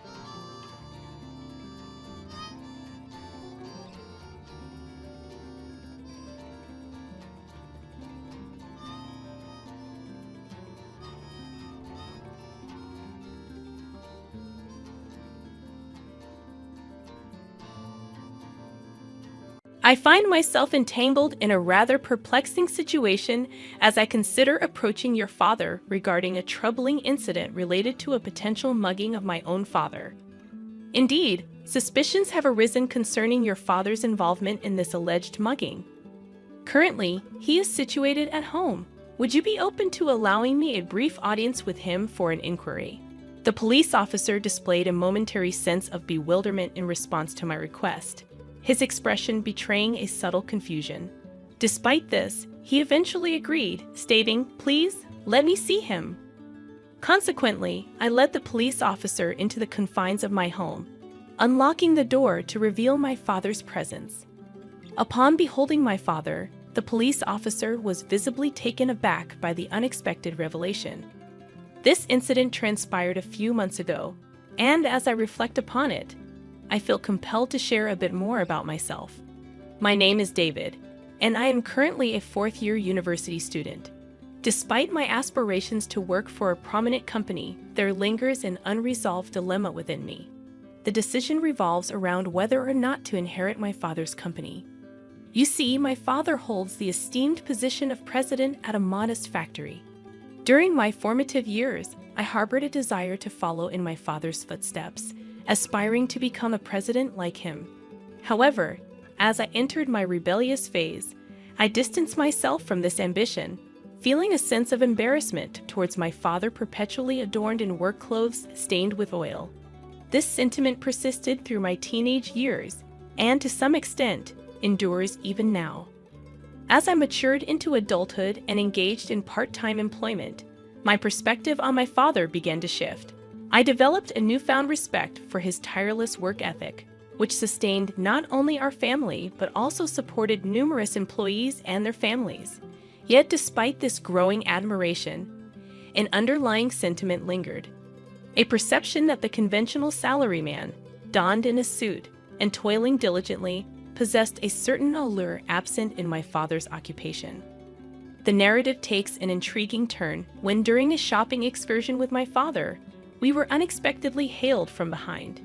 Turning together, my father and I encountered Richard, a contemporary of my father's from high school. Dressed in a suit and on an external sales trip, Richard hailed from a prestigious corporation. In the course of our conversation, Richard casually inquired if my father had indeed assumed control of the family business. This revelation prompted Richard to express disdain for what he referred to as the dirty little factory managed by my father, emphasizing the incredulity that a high school graduate could rise to the position of president. Stunned by Richard's derogatory remarks, I found myself grappling with the realization that the factory in question was initiated by my grandfather, making my father the second-generation custodian of this familial legacy. I had long been aware that he had assumed control after graduating from high school. However, the revelation of a classmate mocking him caught me off guard. Richard maintained a silent smile while addressing my father. "So, did you manage to expand your father's factory? You did mention during high school that you intended to take over the company and make it bigger." To this, my father admitted, "Unfortunately, I lacked the business acumen, and that dream didn't materialize. It seemed inevitable that I excelled in practical skills but lagged behind in intellectual pursuits. Nonetheless, I felt relieved that our family didn't face financial ruin." Richard chuckled heartily, playfully slapping my father on the shoulder. "Well, David, we'll catch up at the next reunion. I've got more work to do," he added before leaving. My father looked slightly uncomfortable, prompting me to redirect the conversation. Suggesting a change of topic, my father proposed that we continue shopping. At that moment, I couldn't shake the feeling that my father's work had been belittled without any response from me. The internal debate about whether to take over my father's company or pursue a career at a prestigious corporation leaned decisively toward the latter. A few weeks later, fate intervened as my father's alumni association event took place at the bar where I worked part-time. Despite the bustling atmosphere, I managed to serve at the table hosting my father's gathering. Fulfilling my duties silently, I approached the room where the Alumni Association was held. My father warmly greeted me, introducing me as his son to those present. Though similar in appearance, I maintained a serious demeanor, responding awkwardly to the teasing of my father's inebriated classmates. Richard, seated nearby, noticed our interaction and remarked, "We met recently too, David, right? Are you planning to take over your father's small factory?" This question added another layer to my ongoing contemplation of my professional path. When I truthfully admitted to still contemplating my decision, an unpleasant alcoholic breath emanated from Richard, leaving me repulsed. Boisterously, he exclaimed, "Stop it. Your father's company is nothing extraordinary.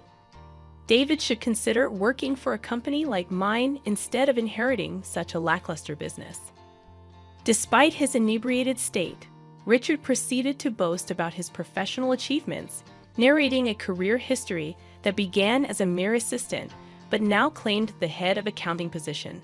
A sense of unease crept over me as I sensed discrepancies in his narrative. I sensed that something was amiss, but I chose to keep my concerns to myself, wary of potential complications that might arise from challenging him.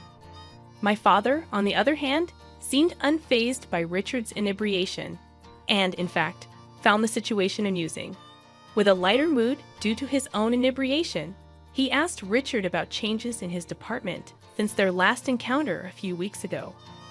Questioning the sudden shift from sales to accounting, my father caught Richard off guard. Eventually, Richard admitted to an abrupt transfer, asserting that sales wasn't his forte. However, my father pointed out the incongruity in Richard's story, revealing that the company Richard proudly spoke of had actually been absorbed by a foreign corporation, with its accounting department relocated overseas. Laughter erupted among the party attendees as Richard, now embarrassed and regretful, attempted to save face but ultimately decided to leave the gathering with heavy footsteps. Witnessing my father's ability to address the uncomfortable truth that others had noticed but hesitated to mention, I found a sense of pride in his candor, even in his intoxicated state. As half a year passed since that incident, my internal dilemma regarding whether or not to take over my father's company only intensified. The confusion deepened with each passing day, leaving me uncertain about the path I should pursue. One day, while relaxing at home, the intercom interrupted my contemplation. In the absence of my mother, I answered the door to find a visitor in uniformed clothes identifying themselves as a police officer. Surprised and apprehensive, I responded with a stiff voice, wondering if I had inadvertently committed some transgression. The police officer then brought up a purse-snatching incident, expressing a need to inquire about the matter with my father. The mention of such an incident left me puzzled, and I began to wonder about the unfolding events that seemed to add further layers of complexity to my already tumultuous life. Indeed, the enigmatic cloud of suspicion had descended upon my father, casting a shadow over our tranquil abode. The air thick with uncertainty, I found myself face to face with a stern-faced police officer bearing the weight of an accusation that seemed inconceivable. Inquiring about my father's whereabouts, the officer, with an air of professionalism, sought confirmation of his presence within our home. The exchange took an unexpected turn as the officer, grappling with the perplexity in my tone, requested to lay eyes upon my father. Navigating the corridors of my dwelling, I ushered the law enforcement representative into the sacred space of our familial sanctuary, a room adorned with a Buddhist altar and a photograph capturing the essence of my late father's spirit. In the ensuing revelation, I divulged the heartbreaking truth to the officer that my father had met an untimely demise in a tragic traffic accident. The officer, displaying empathy amid the unfolding tragedy, extended condolences for the loss. Yet my quest for justice and clarity persisted, and I sought to discern the source of this bewildering accusation that had stained my father's reputation. However, the officer, bound by the constraints of confidentiality, refrained from divulging the identity of the accuser. Apologies flowed from the lips of the officer as he departed, leaving me grappling with an unsettling sense of confusion and the nagging question of who had leveled such a grave accusation against my departed father. Days unfolded like the pages of a mystery novel, each chapter bringing a new layer of complexity to the narrative as I took on the responsibilities left in the void by my father's absence. Immersed in the daily operations of my father's factory, I witnessed my mother's valiant attempts to fill the void left by his absence. However, the weight of age limited her contributions. Amidst the mechanical symphony of the factory floor, the harmony was shattered by the sudden intrusion of Richard, a character bearing an air of accusation and vengeance. His booming voice reverberated through the cacophony, demanding restitution for a perceived transgression committed by my father.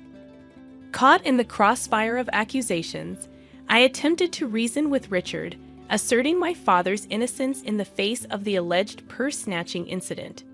The atmosphere within the factory shifted, with the ceaseless hum of machinery giving way to hushed whispers and curious glances exchanged among the employees. Richard, however, remained resolute in his pursuit of justice, convinced of my father's guilt.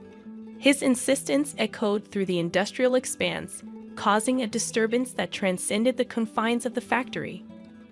Frustration surged within me as I defended my father's honor, challenging Richard's assertions and questioning the veracity of his claims. As the confrontation unfolded, Richard revealed the purported timeline of the incident, fixing it 2 weeks prior. A murmur rippled through the gathered employees, their confusion palpable. My persistent queries regarding the accuracy of the timeline only fueled Richard's frustration, intensifying his vocal protestations. In the midst of the tumult, Richard's disparaging remarks about my father's workplace and colleagues added fuel to the emotional fire. Yet the gravest affront was his attempt to pin the blame for the alleged purse-snatching squarely on my deceased father's shoulders. My chest tightened with a mix of anger and sorrow as Richard persisted in his accusations, seemingly oblivious to the irrefutable truth. illuminating the fact that my father, the subject of this tumultuous ordeal, had met his end in a tragic traffic accident a month prior. The realization hung heavy in the air, a poignant reminder of the fragility of life and the injustice faced even in death. Richard appeared as though he had ingested an entire pigeonhole, and with an amused expression he muttered, "Ha!" Undeterred, I pressed on, questioning the incredulous accusation he had just hurled in my father's direction. How could my father snatch purses when he passed away just 1 month ago? Perhaps there wasn't any purse snatching at all, I asserted. However, my skepticism wasn't merely based on the recent events. It was rooted in the knowledge I had gained during our class reunion. It came to light that Richard, since his school days, had been a habitual liar. This revelation occurred during the reunion, where I discovered that his dishonesty had deep roots. Moreover, it turned out that Richard had harbored a long-standing jealousy toward my father, dating back to their school days. This envy sprouted from a romantic rivalry. The girl Richard liked had chosen my father over him. This petty jealousy had fueled an unnecessary rivalry, leaving me unable to forgive Richard for attempting to tarnish my deceased father's reputation with baseless accusations. As Richard persistently asserted his unfounded claims, an interjection from another direction pierced the air. Someone emphatically shouted, "Your president wouldn't do something like that." Our president is a serious person who walks around with honesty, teaching technology, and encouraging independence. He always considers the well-being of the staff and business partners, prioritizing that over profits. The voices praising my father began to multiply, and I felt a mix of emotions, including shame for once thinking my father's work was embarrassing. Amidst the rising tide of support for my father, Richard, trembling and tearful, found himself on the receiving end of an unexpected defense of my father's character by the factory workers. It was a poignant moment that revealed my father's true standing among his peers. In the aftermath, I dealt the decisive blow to Richard by pledging to consult with the police over his false accusations against my father. Overwhelmed and unable to counter the mounting evidence, Richard raised his voice and fled the factory. True to my word, I reported Richard's false accusations to the police, supported by a recording of his statements made by a thoughtful staff member during the heated confrontation. The presence of irrefutable evidence expedited the legal process, leading to Richard's swift apprehension. His attempt to frame my father backfired, transforming his lie into a crime for which he paid a penance in jail. The relief I felt was palpable, knowing that Richard had received the comeuppance he deserved. Days later, Richard's supposed wife sought redemption and arrived at our house with a gift box, apologizing to me and my mother. She confirmed that Richard's actions were a result of the wounds he suffered at the reunion. As it turned out, Richard, once an elite employee, had been fired from his company, struggling to secure new employment. His lies about being an elite crumbled under scrutiny, especially when his inebriated confessions exposed the inconsistencies, ultimately leading to his own embarrassment and downfall. As he grappled with mounting resentment towards my father, an insidious plan began to take root in Richard's mind, a sinister plot to frame him. The sheer audacity of Richard's intention left me utterly disgusted, particularly when I learned of his preposterous rationale for resorting to lies and deceit. Interestingly, it appeared that Richard's wife shared my sentiments. She confided in me, expressing her profound disappointment in Richard's actions and revealing her intention to initiate divorce proceedings. The revelation further underscored the gravity of Richard's transgressions. Adding to the complexity of the situation was the fact that Richard, seemingly devoid of any familial ties, had no children waiting for him upon potential release from jail. This realization cast a somber light on his future prospects. Upon my graduation from college, I found myself at a pivotal juncture. The recent passing of my father weighed heavily on my mind, and I harbored concerns about the state of the company he left behind. Motivated by a dual sense of responsibility and an unshakable desire to honor the legacy of those who had supported my father during Richard's malicious lies, I made the decision to step into the role of leading the company. The decision was multifaceted. Firstly, I felt a genuine concern for the effective management of the company in the wake of my father's demise. Secondly, the impassioned voices of the staff members who had steadfastly defended my father resonated within me. Their loyalty and dedication fueled my determination to become a president who would be both loved and respected by the staff. This incident became a transformative moment for me. Armed with a degree in business administration, I recognized my ability to manage the aspects of the company that my father struggled with. However, I also acknowledged my need to learn from the dedicated staff members who possessed valuable insights into the technological facets of the business. The staff members, driven by a collective sense of loyalty and compassion, willingly imparted their knowledge to me, often emphasizing that their efforts were for the sake of my father. Their anecdotes painted a vivid picture of my father's greatness, and with each story, I grew more appreciative of the man he was. Confronted with the realization of my father's true worth, I found myself expressing remorse for not having recognized his greatness while he was alive. Speaking to his portrait after work, I couldn't help but feel a sense of shame as I looked at my oil-stained self. Yet, I began to view those stains as tangible evidence of my father's tireless work ethic. Determined to honor my father's legacy, I pledged to become a president who mirrored his virtues. I was resolute in my commitment to make his dream of expanding the town factory, a legacy passed down since my grandfather's generation, a reality. Addressing his portrait once again, this time with newfound determination, I spoke of my aspirations and felt an ethereal connection, as if my father were smiling down upon me. From that moment forward, I dedicated myself to working tirelessly, aspiring to become a president worthy of my father's legacy and realizing his dream of expanding the family's factory that had endured through generations.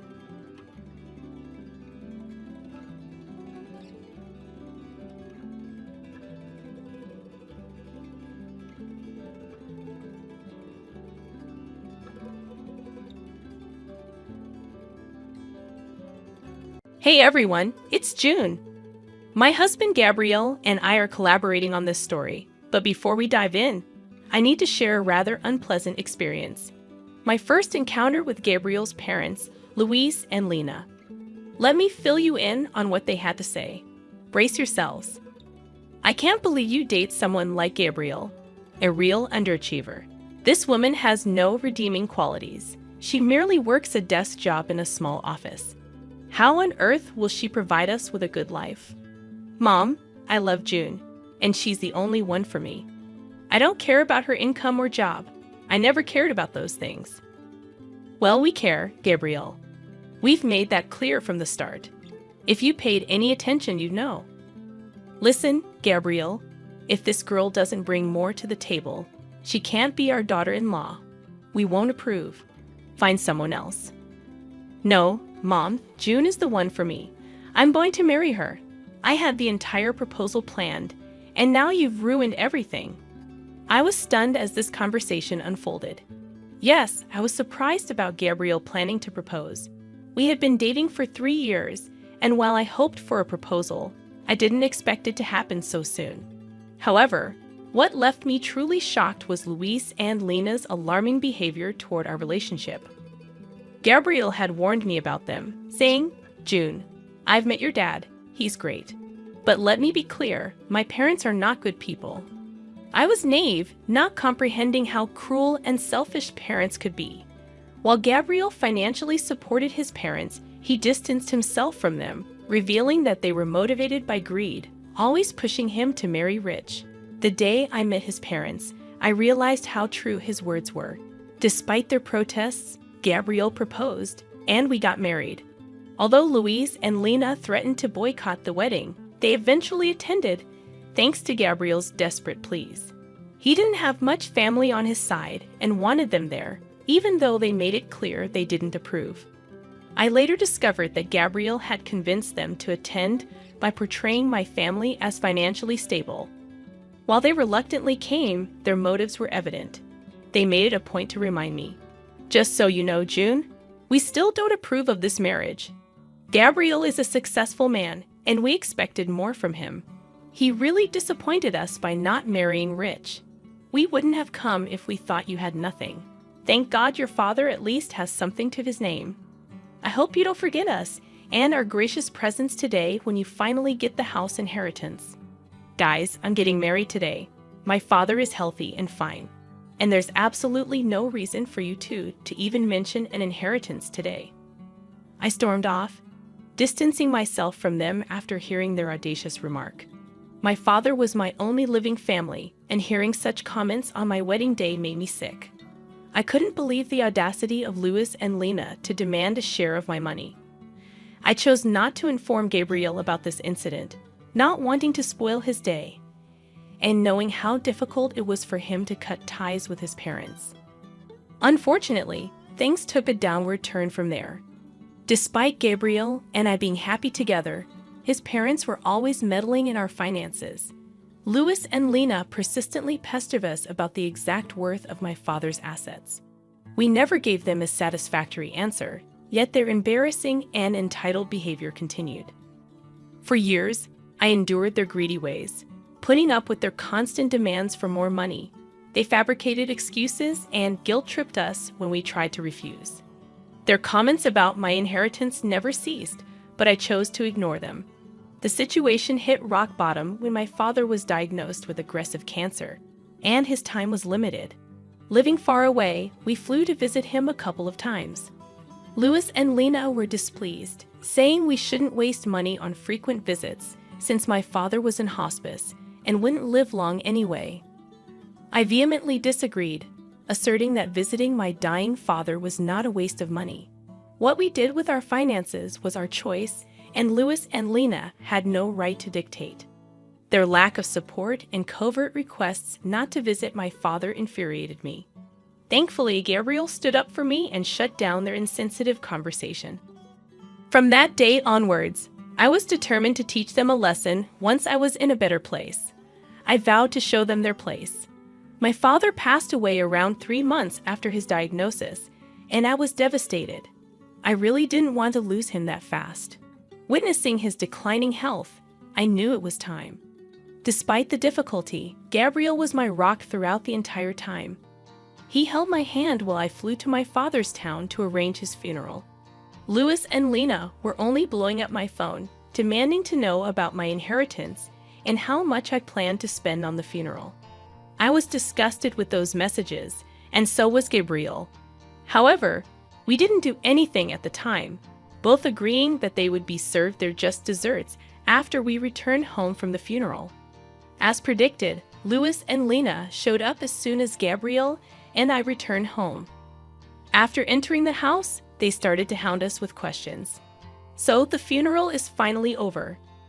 God, I've been dying to know what you got in the inheritance. Your father must have left you the house. What are you even talking about, Lena? How does my inheritance concern you in any way? I just came back from my father's funeral, and this is what you ask. Oh, please, June, don't be such a spoiled sport. Ever since Gabriel married you, we've been wondering why he did it. I mean, you don't have a great job, and neither are you beautiful. What did he ever see in you? Me and Louis guessed that it must be because of money. Mom, what is wrong with you? How can you even insult me and my wife like that? We married each other for love. I have told you this countless times. At least have the decency not to bring it up today. Gabriel, there's no reason to be so dramatic. We're simply asking her a question. Your wife can just answer us and satisfy our curiosity. We don't mind if you marry June for money. In fact, we would be happy to know that you've bagged the great prize. You are truly horrible parents to accuse your own son of being a gold digger. You two are insane. I wonder how a great man like Gabriel was born to such disgusting people. Enough with the small talk, June. Tell us what you got in your inheritance. This is the day I was waiting for. Your father must have left you something. Gabriel told me that he lived in a big house.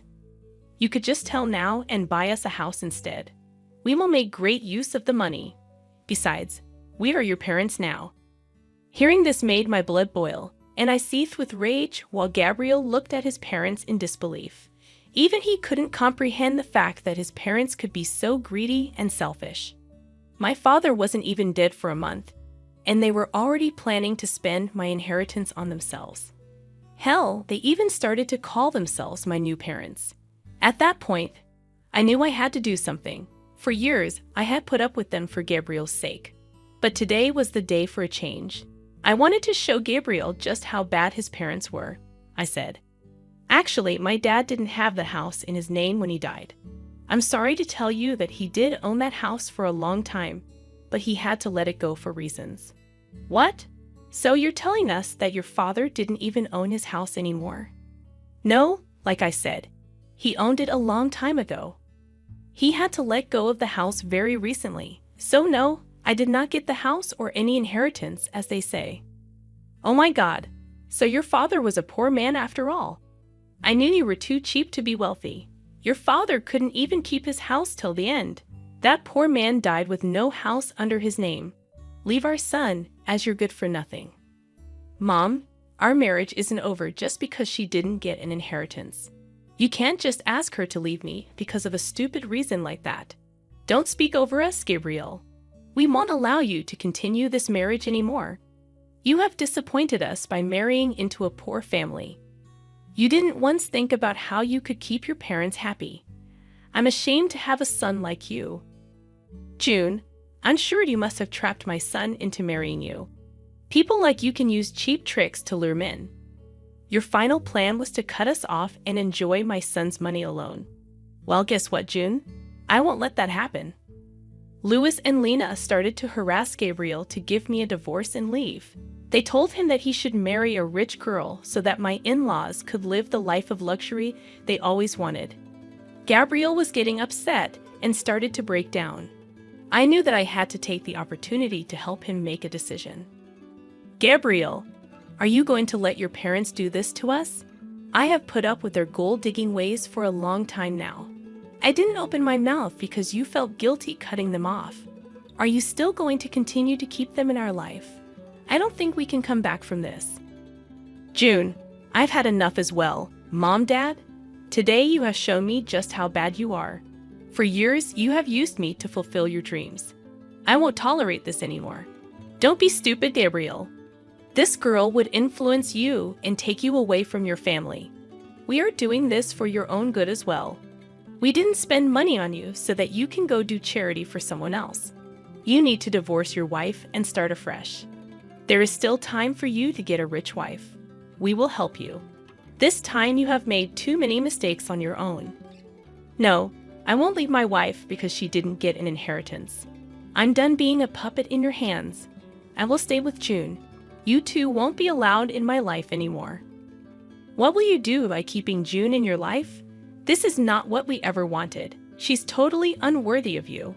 If you stay in this marriage, we don't want anything to do with you anymore. We won't help you when she robs you and leaves you destitute. Seeing Lena and Louis's horrible behavior, I finally decided to reveal the truth to them. I knew that telling them about my true net worth would make them beg and plead at my feet. I wanted to go all out on them. I wanted Gabriel not to regret his decision in any way, so I said, there will be no need for that, guys. I don't need to rob Gabriel and take his money. I have plenty of money on my own, and I will take care of Gabriel just fine without your help. Look who's talking. You don't have to lie to us to make yourself look better, June. We know the truth. Yes, the truth is that you are the daughter of a poor man, and you don't work a good enough job to make lots of money. In a few months, you will go after Gabriel's money once you are destitute.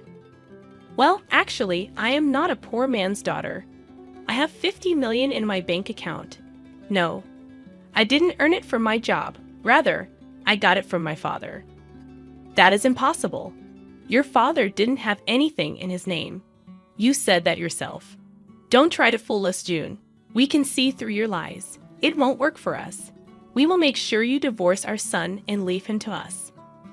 I smiled at them and then looked at Gabriel. He was still looking very upset, but gave me the signal to go ahead. He knew me inside out, and so he knew what was coming. I opened my bank account and showed them my bank balance. Louis and Lena took one look at it, and their eyebrows shot up to the sky. They looked at each other and said, "No, no, no, This is impossible. You must have fabricated these bank statements. You said you didn't get an inheritance. How? You even said that your father didn't own his house till the end. Where did this money come from? What I didn't tell you was the fact that my father owned a big ranch where he lived. He sold the ranch and the house before he died. He gave me an early inheritance before signing himself into hospice. He didn't want me to use my own money for his care. He wasn't like you too. Louis and Lena couldn't believe what they saw. Even my words didn't sound true to them. So they asked Gabriel for the truth. When he confirmed what they saw, they went quiet for a minute and looked at each other again. Then suddenly, they changed their tune completely and said, "Oh, this is such great news. Here I was thinking that my son made a huge mistake. You should have told us sooner about your money." "Yeah, we got riled up for nothing. Your father did well for yourself, June. I'm sure you'll make good use of that money. Now, like I said, we're like your own parents. Since this issue has been solved, there's no need for you to leave, Gabriel. You should have said something to us. We doubted your capabilities for nothing. You did marry well, son. I'm so happy today." With the expression Gabriel was making, I knew that my work was done. He would take care of the rest, so I held back my cuss words and let him do the talking. I trusted my husband to make the right choices, and he didn't disappoint me.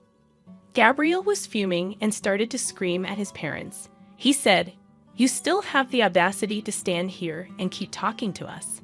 Hell, how do you still expect June to pay for your comfort?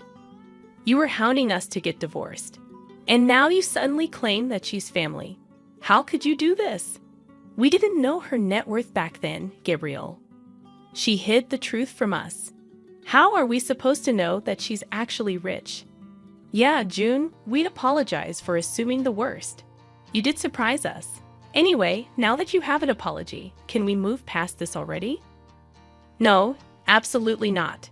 There is no way I'm forgiving you two for what you did today. I just got back from burying my father, and you two didn't even let me grieve in peace. I will never forget or forgive this. I think it has been enough already. Since you two think so lowly of me, there is no reason for me to keep you in my life. Today, I will protect myself and my wife from your toxic selves. Get out of my house and don't even think about coming back. From next month onwards, you are on your own. I won't be helping you out financially anymore. You don't deserve any kind of help after today." After Gabriel said that, Louise and Lena went absolutely ballistic on us. They also kept begging us and pleading with us not to cut them off. Neither Gabriel nor I paid any attention to their requests. In fact, Gabriel was so mad that he threatened to call the police if they did not leave our house. Soon after they heard the threats, both Louis and Lena left our property but continued to blow up our phones with calls and texts. We blocked their number before reminding them that we will press charges if they don't stop harassing us. For the next few days, Gabriel completely dealt with his family while I grieved my father properly. I was finally in a peaceful setting where I could reflect on my childhood memories and try to remember my father for the good times. He truly was an amazing man. As soon as he understood that I didn't want to move back south, he sold his property so that I didn't have to worry about it. He didn't even want me to spend money on his medical bills, so he used some of the sale money to pay for hospice. He was truly a great parent, and I still miss him a lot. On the other hand, Gabriel was also grieving the loss of his family, but for other reasons. Yes, he was finally freed from his toxic family, but some people were guilting him about abandoning them. Those people did stop hounding him when Gabriel told them the full story. Now, everyone who knows Louis and Lehman is disgusted with them. The duo still tried to contact us even after we blocked their numbers and changed our locks. We are contemplating taking out restraining orders if they don't stop soon. Meanwhile, I have recently found out that I am pregnant. I'm sad that my father couldn't be a part of my child's life, but me and Gabriel are really enjoying this surprise and preparing ourselves to have a little bundle of joy in our arms soon.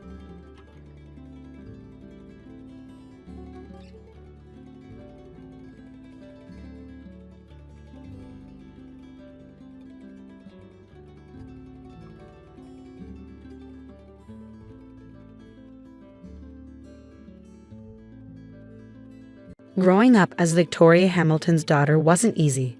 Every breath I took, every step I made, was carefully monitored and judged. My father, the CEO of Hamilton Industries, had my entire life planned out before I could even walk. "Charlotte, darling," he'd say, adjusting his perfectly pressed Armani suit.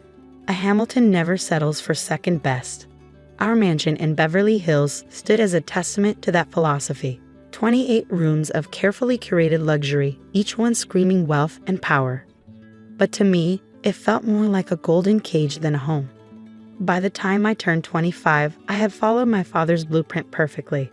Harvard Business School graduate, junior executive at Hamilton Industries, and engaged to Bradley Winchester ILI. Heir to Winchester Technologies and my father's handpicked choice for my husband.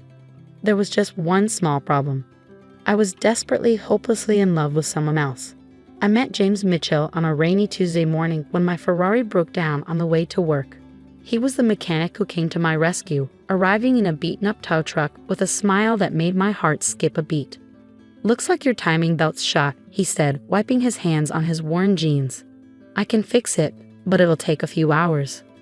Something about his honest brown eyes and the way he explained everything without talking down to me made me agree to wait at his small garage instead of calling an Uber. That decision changed my life forever. Over cups of terrible vending machine coffee, I discovered James wasn't just any mechanic. He'd worked his way through engineering school, graduating top of his class. He could have taken a cushy corporate job, but he loved working with his hands, solving problems, making things better.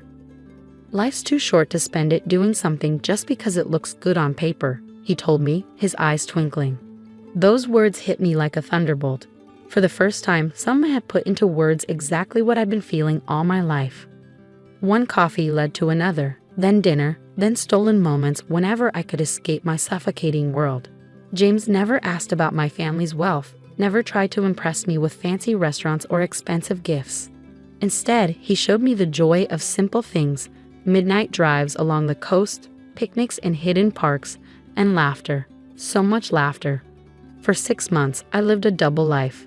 Society princess by day, myself by night. But I knew it couldn't last forever. The breaking point came during a charity gala at our mansion. Bradley was droning on about merger strategies to anyone who would listen, while my mother paraded me around like a prized thoroughbred. "Charlotte will be taking over the East Coast operations after the wedding," she'd announced to yet another group of socialites. The Winchesters and Hamiltons. Imagine the possibilities. I felt like I was suffocating. Excusing myself, I fled to the garden, my trembling fingers already dialing James's number. "I can't do this anymore," I whispered into the phone, tears streaming down my face. "I can't marry Bradley. I can't be who they want me to be." James was silent for a moment before speaking. "Then don't be. Be who you are, Charlotte. That's the person I fell in love with." That night changed everything. The next morning, I walked into my father's study, my heart pounding but my resolve firm. "Daddy, I need to tell you something." My voice shook slightly. "I can't marry Bradley. I'm in love with someone else." The explosion that followed was nuclear. My father's face turned purple as I explained about James, about wanting a different life than the one he planned.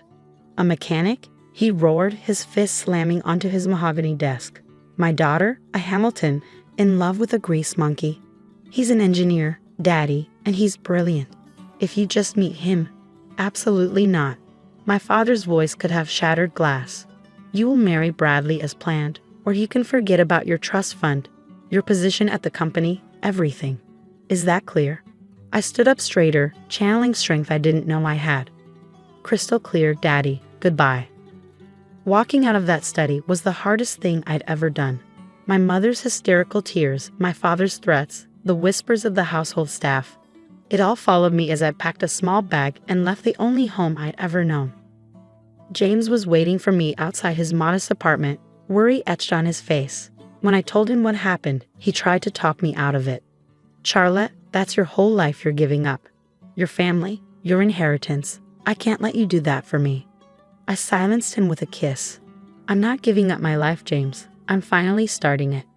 The next few months were a crash course in reality. I moved into James' one-bedroom apartment, got a job as an entry-level business consultant at a small firm, and learned how to live on a budget. It wasn't easy, but for the first time in my life, I felt free. My parents' attempts to bring me to my senses ranged from emotional manipulation to outright threats. They froze my accounts, canceled my credit cards, and even tried to get me fired from my new job. But with each obstacle, James and I grew stronger together. When we decided to get married, we planned a simple ceremony in a local park. No designer dress, no society photographers, just us and a few close friends.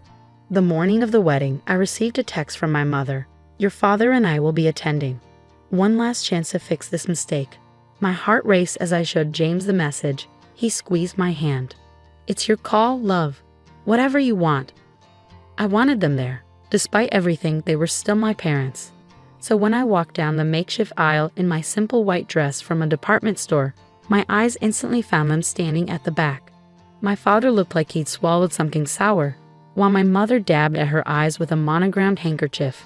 Neither moved to join the ceremony. During the reception, a casual barbecue in the park, they made their final play. "Charlotte, darling," my mother's voice dripped with desperation. "It's not too late. Bradley would still take you back. Think about what you're throwing away." My father cut straight to the point. "This is your last chance, young lady. Stay with this person, and you'll never see a penny of your inheritance. Is that what you want? To live in poverty?" I looked at James, who was chatting and laughing with our friends, completely at ease in his rented suit. Then I looked at my parents, trapped in their world of wealth and expectations. "What I want," I said clearly, "is to be happy. James makes me happy. If you can't understand that, then maybe we don't need your money, or you, in our lives." My father's face turned that dangerous shade of purple again. "You're an daughter of mine," he spat, turning on his heel. My mother hesitated for a moment, then hurried after him. As they stormed away, James appeared at my side, wrapping an arm around my waist. "You okay?" I leaned into him, watching my past walk away. Never better. That was 6 months ago. We settled into our life together, working hard, loving harder. James continued at his garage while taking night classes for his master's degree. I threw myself into my consulting work, building my own client base. We were happy, truly happy, even if we had to watch our spending and clip coupons. But there was something James hadn't told me, something that was about to turn my world upside down again. Everything changed on a seemingly ordinary Friday evening.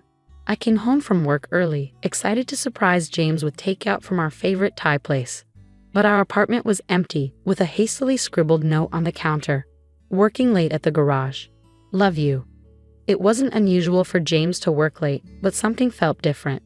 Lately, he'd been distracted, taking mysterious phone calls and working odd hours.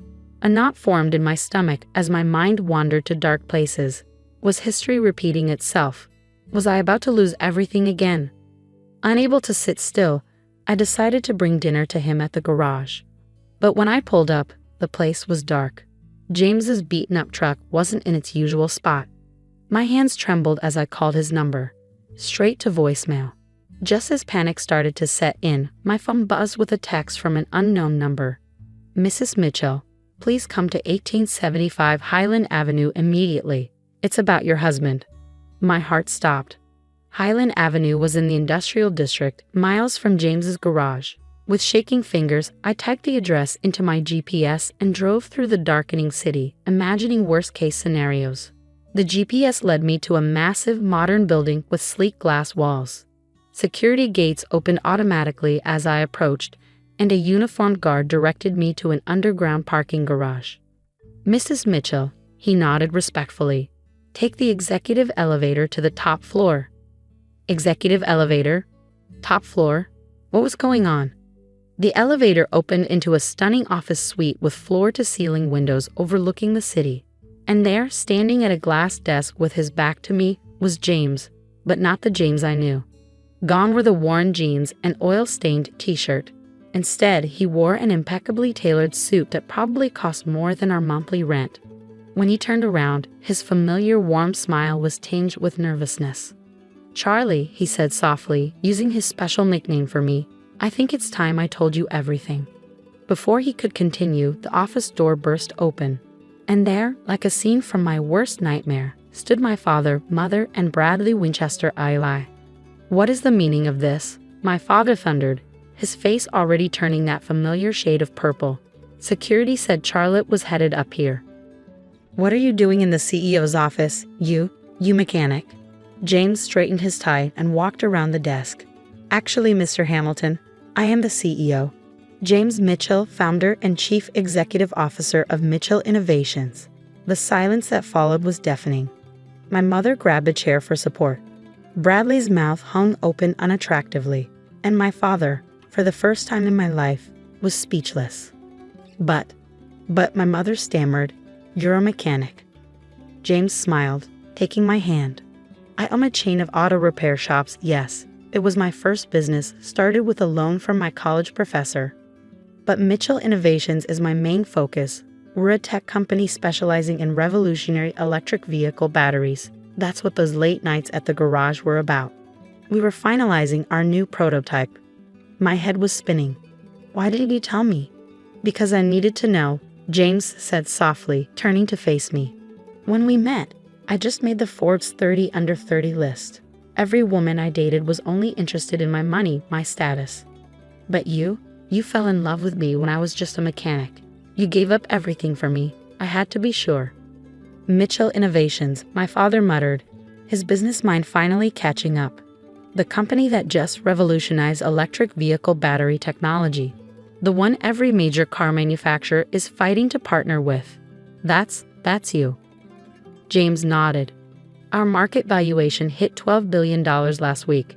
Not quite Hamilton Industries territory, but we're getting there." I couldn't help but laugh at my father's expression. All those months of looking down on my poor husband, and James had been building an empire right under their noses. "And now," James continued, his voice taking on a sharper edge, "I'd like to discuss how you treated your daughter. The woman who, by the way, just became one of the largest shareholders in Mitchell Innovations when she married me." My father's face paled. Hamilton Industries had been trying to break into the electric vehicle market for years. Having a connection to Mitchell Innovations would have been a game changer. "Now see here," my father blustered, trying to regain control. "We were just looking out for Charlotte's best interests." "By disarming her?" James's voice was steel wrapped in silk. "By trying to get her fired? By making her cry herself to sleep for weeks?" "Daddy," I finally found my voice, "you always taught me that Hamiltons never settle for second best."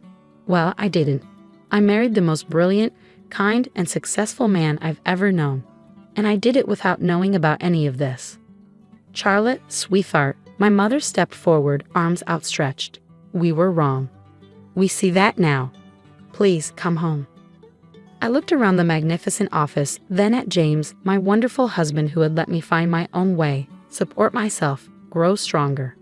"I am home, Mom, but if you want to be part of our lives, you'll have to accept us on our terms. No more manipulation. No more control."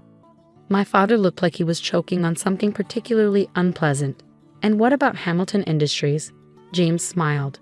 "Well, sir, we've actually had several offers from your competitors for exclusive partnerships. But I thought, given the family connection, we might consider a different arrangement, if you're interested in discussing it, as equals." The next hour was surreal. My father and James talked business while my mother fussed over my terrible apartment and insisted we move into a proper home. Bradley had slunk away somewhere, probably to lick his wounds. Later that night, back in our small apartment, I finally asked James the question that had been burning in my mind. "Why keep working at the garage? Why live like this when you have billions?" James pulled me close. "The garage keeps me grounded, reminds me where I started.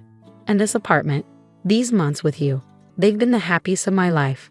We made it ours together, without any silver spoons or trust funds." Tears welled in my eyes. "I love you, you sneaky billionaire." He laughed.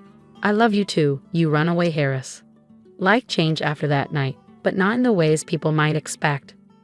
We did move, but into a modest house we chose together. I joined Mitchell Innovations as head of their charitable foundation, using our resources to help other young entrepreneurs. James still spends time at his original garage, teaching mechanical skills to underprivileged youth. My parents, well, they're trying. Mom still makes not-so-subtle hints about grandchildren needing trust funds, but Dad has developed a genuine respect for James. Their weekly business meetings often turned into lengthy discussions about everything from classic cars to philosophy. As for me, I finally understood what James meant about life being too short to live it on paper. Sometimes the best things come disguised as broken down Ferraris and coffee from vending machines. But the best part?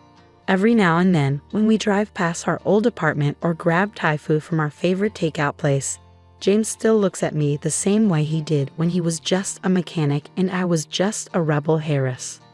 Because in the end, love doesn't care about bank accounts or business empires. It cares about who you are when everything else is stripped away. And we're simply Charlotte and James, a mechanic and a runaway heiress who found something better than billions. We found each other.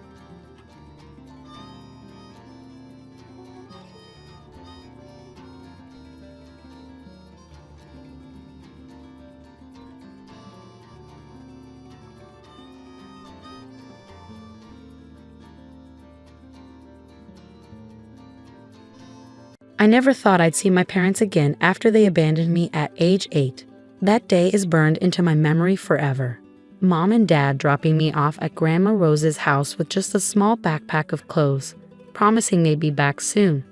"We just need some time to sort things out, Emma," Mom had said, not quite meeting my eyes. "Be good for Grandma." They never came back. The first few months were the hardest. Every day, I'd sit by Grandma's front window after school, watching cars drive by, hoping the next one would be them. Every night, I'd cry myself to sleep, wondering what I'd done wrong, why I wasn't good enough for them to stay. But Grandma Rose was my saving grace. "You're perfect just as you are, my sweet girl," she'd tell me, wiping away my tears. "Some people aren't ready to be parents, and that's not your fault. But I'm here, and I'll always be here." Grandma Rose wasn't just any grandmother. She was brilliant, sophisticated, and as I later learned, incredibly wealthy, but you'd never know it from how she lived. Our home was modest. She drove an old Toyota, and she still worked as a high school principal because she loved shaping young minds.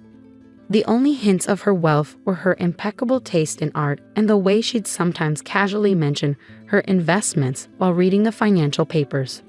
Under Grandma's care, I flourished. She encouraged my love of science, hired tutors when I struggled with math, and celebrated every achievement, no matter how small. When I won first place in the state science fair at 13, she threw a huge party and invited all my friends. "That's my girl," she beamed, hugging me tight. "You're going to change the world someday." Life settled into a comfortable rhythm. Grandma and I against the world. She never spoke badly about my parents, but she made sure I knew their absence wasn't my fault. "Sometimes people make choices they can't take back," she'd say wisely. "But those choices reflect on them, not on you." I stopped thinking about my parents, stopped hoping they'd return, stopped caring why they left. I had Grandma, and that was enough. She was more than enough. Then came my 18th birthday. Grandma threw me an elegant party at her favorite restaurant, invited all my friends, and gave me a beautiful necklace, a delicate gold chain with a small key pendant. "This is more than just jewelry, Emma," she said mysteriously. "Keep it safe. You'll understand when the time comes." I didn't know then that it would be our last celebration together. 3 months later, Grandma Rose collapsed at school. By the time I reached the hospital, she was gone. Heart attack, the doctor said. Quick and painless. But the pain I felt was anything but quick.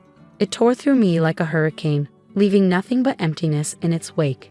The funeral was beautiful, just as Grandma would have wanted. Her former students filled the church, sharing stories of how she changed their lives. I sat alone in the front row, clutching the key necklace she'd given me, trying to be strong like she taught me to be. That's when I saw them. My parents walked into the church like they belonged there, like they hadn't abandoned their daughter a decade ago. Mom's hair was grayer, Dad had gained weight, but I'd have known them anywhere. My heart stopped, then started racing. They made their way toward me, faces full of what looked like concern. "Emma, sweetheart," Mom said, reaching for my hand.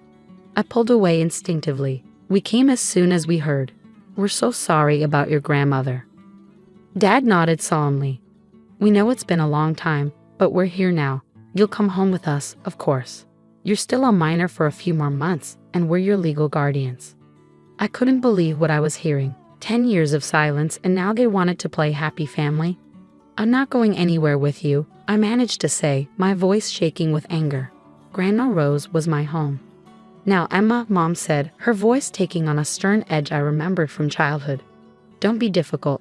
We're your parents. You have no choice in this matter." "Actually," a deep voice interrupted, "she has every choice." We turned to see a tall man in an expensive suit walking toward us, carrying a leather briefcase. "I'm James Morrison, Rose Montgomery's attorney, and we need to have a conversation about your grandmother's will." My parents' expressions changed instantly. Mom's eyes lit up with barely concealed interest, while Dad straightened his tie nervously. "Of course," he said smoothly. "We're her only living relatives, after all." Mr. Morrison's face remained impassive. "Let's step into the private room. There are some matters that need to be addressed immediately." As we followed him, I noticed my hand had moved to clutch the key necklace Grandma had given me.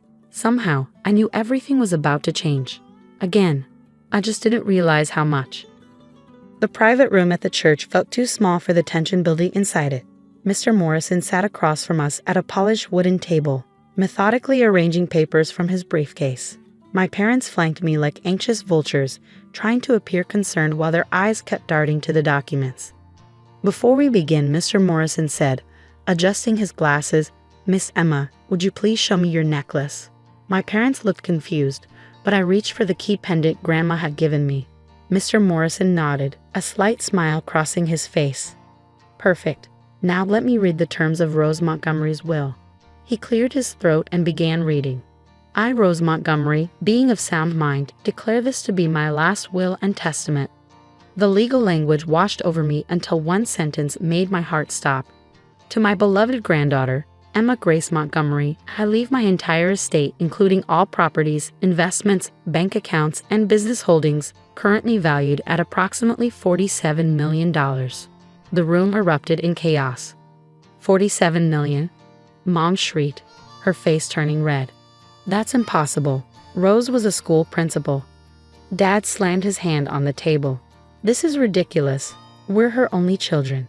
You can't tell me she left everything to a teenager." Mr. Morrison remained calm. "There's more. The will specifies that Emma is to be legally emancipated immediately, with a trust established in her name. The key she wears opens a safety deposit box containing additional documents and instructions." My head was spinning. $47 million? Grandma Rose, my modest, Toyota-driving grandmother, had been worth $47 million. "This will is dated just last month," Mom said, her voice dangerous. "We'll contest it. Emma's still a minor. We're her legal guardians, and we have rights." "Actually," Mr. Morrison interrupted, "you surrendered those rights 10 years ago." He pulled out another document. "This is a copy of the abandonment charges Rose filed against you both after you left Emma. You never responded to the court summons, so she was granted full legal custody. You haven't been Emma's guardians for a very long time." I watched my parents' faces transform.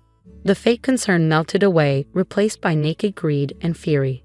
"Emma, sweetie," Mom tried again, her voice honey sweet. "You don't understand what you're doing. Let us help you manage this. We're family." "Family?" The word felt like poison in my mouth. Where was family when you left me? Where was family for 10 years while Grandma Rose raised me?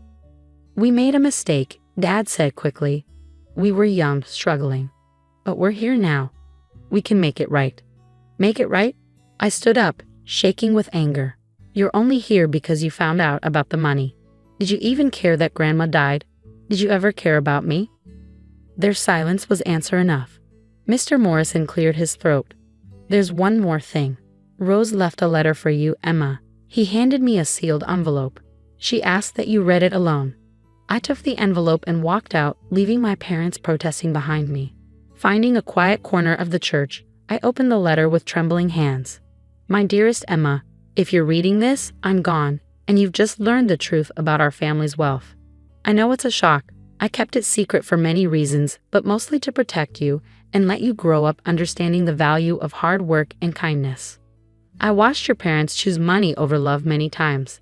They abandoned you because I refused to keep funding their extravagant lifestyle. They chose wealth over their own daughter, and in doing so, gave me the greatest gift, you. The key I gave you opens more than just a safety deposit box. It opens the door to your future. I've made arrangements for everything. The house is yours. Your college fund is secure. The family business awaits when you're ready. But most importantly, remember this. You are loved. Not for your inheritance, but for who you are. The same quiet strength that helped you survive being abandoned has prepared you to handle this responsibility. Don't let your parents manipulate you. They'll try, but you're stronger than they know. You're a Montgomery woman, and we don't break easily. All my love, Grandma Rose. Tears rolled down my cheeks as I finished reading. In death as in life, Grandma Rose was protecting me, guiding me, loving me. I touched the key around my neck, understanding finally flowing through me. When I returned to the private room, my parents were still arguing with Mr. Morrison about contesting a will. They fell silent when I walked in. Emma, Mom started, but I held up my hand. I want you to leave, I said, my voice steady. Both of you. You're not welcome here. Now listen here, Dad began angrily, but Mr. Morrison interrupted. Should I call security? He asked calmly. As the sole heir and property owner, Emma has the right to have you removed. They stared at me, these strangers who shared my blood, and I saw the moment they realized they'd lost. Not just the money, but any chance of manipulating me. This isn't over, Mom hissed as they gathered their things. You'll regret this. I watched them leave, feeling oddly peaceful. What happens now? I asked Mr. Morrison. He smiled. Now we visit that safety deposit box. Your grandmother left quite detailed instructions about the next steps. Shall we? As we left the church, I caught a glimpse of my parents in the parking lot, arguing furiously. They'd lost everything today. Not that they ever really had it. They'd chosen money over love once before, and that choice had finally caught up with them. I touched the key around my neck and smiled. Grandma Rose had given me more than just an inheritance. She'd given me the power to stand on my own, to face whatever came next. And something told me this was just the beginning. The safety deposit box at First National Bank contained exactly what Grandma Rose had promised, and so much more. As Mr. Morrison helped me go through the contents, I discovered just how thoroughly my grandmother had planned everything. Inside were property deeds, stock certificates, and detailed instructions about the family business. Montgomery Investments, a company I'd never even known existed. But what caught my eye was a USB drive labeled "Watch Me First." Mr. Morrison pulled out his laptop, and Grandma Rose's face appeared on screen. She looked healthy, vibrant. This must have been recorded just before she died. Emma, my darling girl, she began, her familiar smile warming my heart. If you're watching this, then everything has happened as I expected. Your parents showed up at my funeral, didn't they? Trying to claim what was never theirs to begin with. I gasped. Even from beyond, she'd known exactly what would happen. You see, Emma, there's something you need to know about your parents. They didn't just abandon you. They tried to steal everything from me first. Your father, my own son, and your mother attempted to transfer all my assets to their names while I was on a business trip.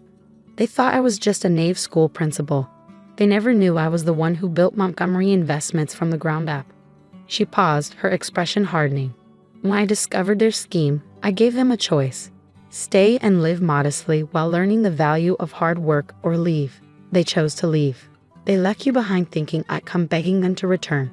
They never understood that by abandoning you, they gave up the greatest treasure of all. Tears streamed down my face as Grandma continued.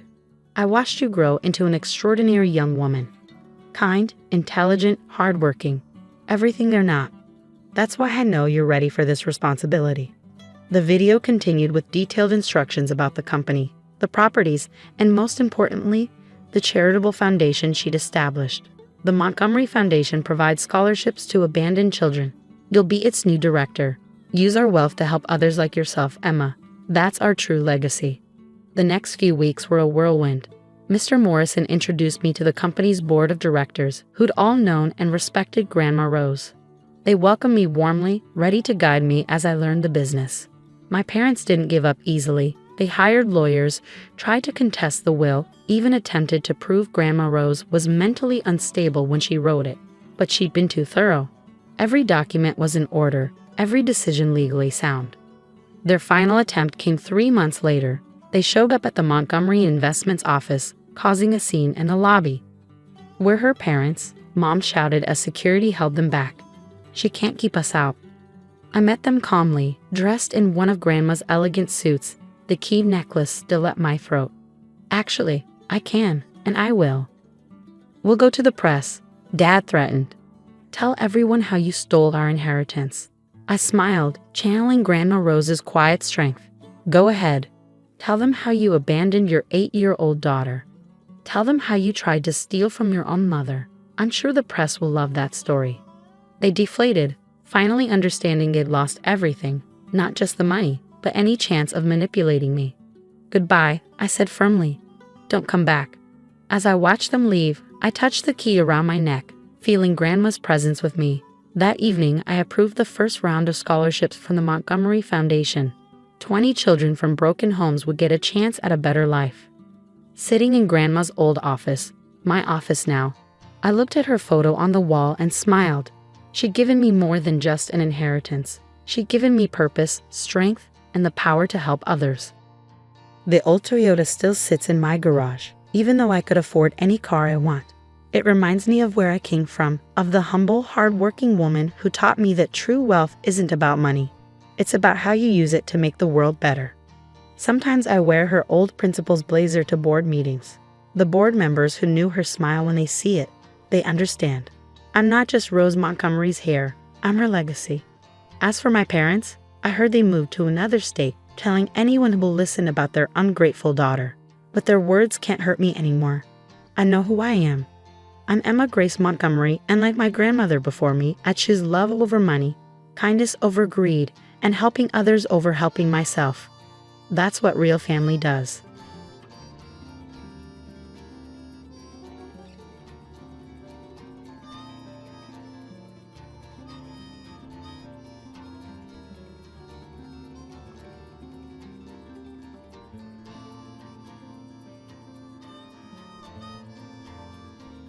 Growing up in Maple Grove Estates, I never quite felt like I belonged.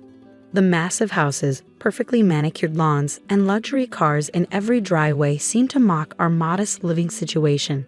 I'm Emma Mitchell, and my story begins with a barbecue that changed everything. My parents, Thomas and Linda Mitchell, moved into 156 Maple Drive when I was just 5 years old. Back then, the neighborhood was different, warmer, more welcoming. But as property values skyrocketed and wealthy families moved in, the spirit of community slowly eroded into something cold and exclusive. Our house stood out like a sore thumb. While others renovated and expanded, we maintained our simple 2-story home the best we could. Dad worked as a high school teacher, and Mom ran a small flower shop downtown. We weren't poor, but compared to our neighbors, we might as well have been living in poverty. Sarah Henderson, who lived in the mansion next door, never missed an opportunity to remind us of our place in the social hierarchy. Her husband James, CEO of a tech company, would smirk from behind his imported cigars whenever we crossed paths. They represented everything wrong with what Maple Grove had become: wealth without warmth, success without soul. The annual neighborhood barbecue had always been a tradition, dating back decades. This year, it was the Hendersons' turn to host. Mom didn't want to go, but Dad insisted we maintain appearances. "We have as much right to be here as anyone else," he'd said, straightening his collar in the mirror. If only he knew how right he was. That afternoon, I helped Mom prepare her famous potato salad. "Maybe this year will be different," she said, but her voice lacked conviction. I nodded, not believing it either. As we walked next door, carrying our contribution to the potluck, I couldn't shake the feeling that something significant was about to happen. The Hendersons' backyard was packed with the neighborhood alight. Women in designer sundresses clustered around the pool, while men in polo shirts discussed stock portfolios and golf handicaps. Sarah spotted us immediately, her perfectly Botox face twisting into a practiced smile. "Oh, the Mitchells," she called out, loud enough for everyone to hear. "How nice of you to join us. Linda, dear, you can put that." She gestured vaguely at Mom's potato salad. "Over there with the other dishes." I watched Mom's face flush as she placed her carefully prepared dish among the catered spreads. Dad squeezed her hand, but I could see the hurt in his eyes. We found seats at an empty table near the edge of the party. The only empty table, I realized with a sinking feeling. As the afternoon wore on, the subtle jabs became more frequent and less subtle. Sarah's voice carried across the yard as she discussed property values with her equally wealthy friends.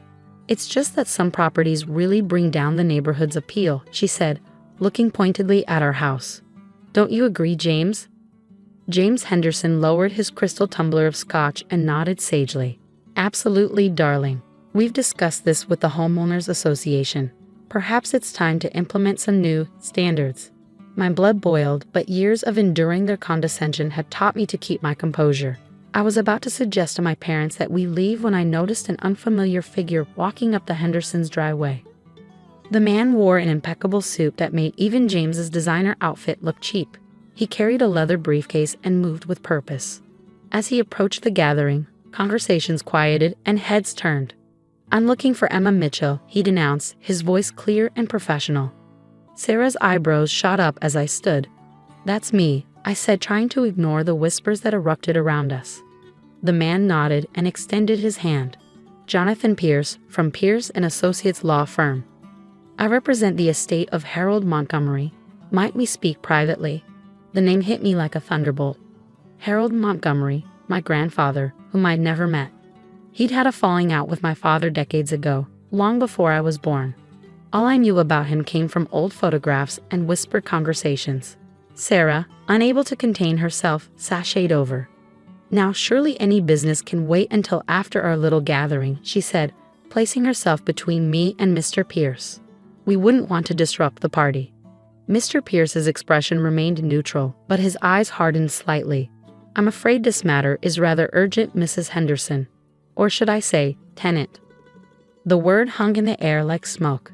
Sarah's perfect smile faltered. "I beg your pardon. Perhaps we should all sit down," Mr. Pierce suggested, opening his briefcase. "This concerns the entire neighborhood, actually." The next few minutes felt surreal as Mr. Pierce explained that my grandfather, Harold Montgomery, had been the actual owner of all of Maple Grove Estates. He purchased the land decades ago but chose to live elsewhere, allowing a management company to handle the properties. The Hendersons, like everyone else, had been renting from him all these years through a complex network of shell companies. "Your grandfather passed away last month," Mr. Pierce continued, addressing me directly. "In his will, he left the entire estate, including all of Maple Grove, to you, Miss Mitchell." The silence that followed was deafening. Sarah's face had gone pale, her manicured hand clutching James's arm so tightly her knuckles turned white. Around us, our neighbors stared in shocked disbelief. "That's impossible," James sputtered, finally finding his voice. "We own this house. We have the deed." "You have a carefully crafted lease agreement," Mr. Pierce corrected, producing a stack of documents. "Your monthly property taxes have actually been rent payments." Mr. Montgomery was quite brilliant in how he structured everything. I sat there, struggling to process what I was hearing. The house I'd grown up in, the neighborhood that had made me feel so inferior, it had all belonged to my grandfather. And now, somehow, it all belonged to me. "There must be some mistake," Sarah said, her voice rising. "We've lived here for 15 years. We've invested hundreds of thousands in renovations, all of which were approved through the management company as per your lease agreement," Mr. Pierce replied calmly. "Miss Mitchell now has full discretion over all properties in Maple Grove Estates." I looked at my parents, who appeared equally stunned. Dad's face showed a mix of emotions: shock, confusion, and something else. Pride? Regret? I couldn't quite tell.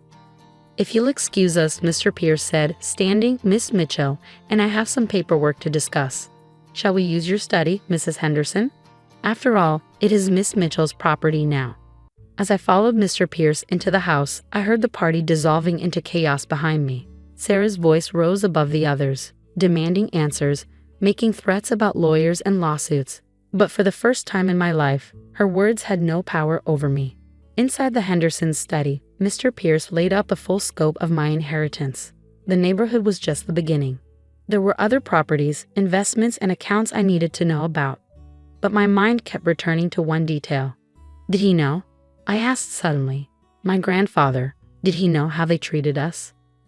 Mr. Pierce's expression softened slightly. "Mr. Montgomery had eyes and ears everywhere, Miss Mitchell.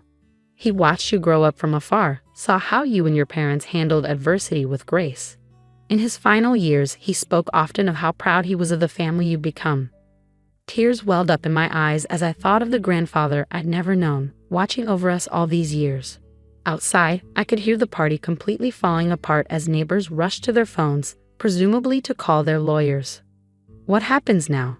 I asked, wiping my eyes. "That, Miss Mitchell, is entirely up to you. The properties, the leases, the future of Maple Grove, it's all in your hands." I nodded, a plan already forming in my mind. The Hendersons had spent years making us feel small, but now the tables had turned. The real question was, what kind of landlord did I want to be? The next morning, I woke up to chaos. News of my inheritance had spread through Maple Grove like wildfire. My phone was flooded with messages, some congratulatory, others panicked, and many from neighbors suddenly wanting to reconnect. Sarah Henderson's number appeared repeatedly, her voicemails growing increasingly desperate. James had apparently spent the night calling every lawyer in the city, only to discover that my grandfather's legal team had ironclad documentation for everything. I sat at our kitchen table, watching Mom prepare breakfast like any other morning. But everything felt different now. Dad kept glancing at the window, where a small crowd of neighbors had gathered, presumably hoping to catch a glimpse of the neighborhood's new owner. "What are you thinking, sweetheart?" Mom asked, placing a plate of pancakes in front of me. I took a deep breath. "I'm thinking about Grandpa, why he did this, what he wanted me to learn." I paused, cutting into my pancakes. "And I'm thinking about all the families like us who got pushed out of this neighborhood over the years." Dad looked up from his coffee. "Your grandfather, he was a complicated man, Emma. We had our differences, but he always had a strong sense of justice." A knock at the door interrupted our conversation. Mr. Pierce stood there, looking fresh despite the early hour. "Good morning, Miss Mitchell. I thought you might want to review the current lease terms. There are some interesting clauses we should discuss." As we went through the documents, a picture emerged that made me smile. My grandfather hadn't just been a shrewd businessman, he'd been playing a long game. The leases all contained provisions that gave the owner extraordinary control over rental terms and community standards. "So," I said, looking up from a particularly interesting clause, "I could essentially rewrite the entire rental agreement." "With proper notice, yes," Mr. Pierce confirmed. "Your grandfather ensured maximum flexibility for the property owner." I spent the next few hours drafting new terms with Mr. Pierce's help. By afternoon, we had everything ready. I called for a mandatory community meeting at the neighborhood clubhouse, another property I now owned. The clubhouse was packed that evening. Every resident of Maple Grove had shown up, their faces a mix of worry and curiosity. Sarah and James Henderson sat in the front row, trying to maintain their usual air of superiority despite their obvious distress. "Thank you all for coming," I began, standing at the podium. "As you've heard, I'm now your landlord. I've spent the day reviewing everyone's lease agreements and I've decided to make some changes." A murmur ran through the crowd. Sarah's hand shot up immediately, but I continued speaking. "First, all current rents will be adjusted based on a fair market value assessment, not the inflated rates many of you have been paying. Second, I'm establishing a community board that will include representatives from all income levels. And third," I paused, making eye contact with Sarah, "any form of discrimination or harassment based on economic status will result in immediate lease termination." The room erupted. James Henderson jumped to his feet. "This is outrageous. You can't just change everything overnight. We have rights." "Actually, Mr. Henderson," Mr. Pierce interjected smoothly, "according to your lease agreement, she can. Would you like to review the terms you signed 15 years ago?" As James sputtered, I continued, "I'm not interested in revenge. What I want is to restore this neighborhood to what it was meant to be, a community where people of different backgrounds can live together with respect." I pulled out another document, which brings me to the Hendersons. "Sarah, James, I've reviewed the numerous complaints against you from other residents. The hostile environment you've created, the discriminatory comments, the attempts to force out families who don't meet your standards, it all violates your lease terms." Sarah's face had gone from red to white. "You wouldn't dare. I'm exercising my right to terminate your lease, effective immediately. You have 30 days to vacate the property." The silence that followed was broken by a small sound. Someone was clapping. Then another person joined in, and another. Soon half the room was applauding. I saw relief on faces I recognized from years of shared subtle humiliations at the Hendersons' hands. "This isn't over," James threatened, standing to leave. "Our lawyers will." "Your lawyers will find that everything is perfectly legal," Mr. Pierce interrupted. "Miss Mitchell, should I show them the documentation your grandfather kept of their lease violations over the years?" The Hendersons stormed out, but I wasn't done. "One more thing," I announced to the remaining residents. "I'm establishing a scholarship fund for local students in a community improvement program.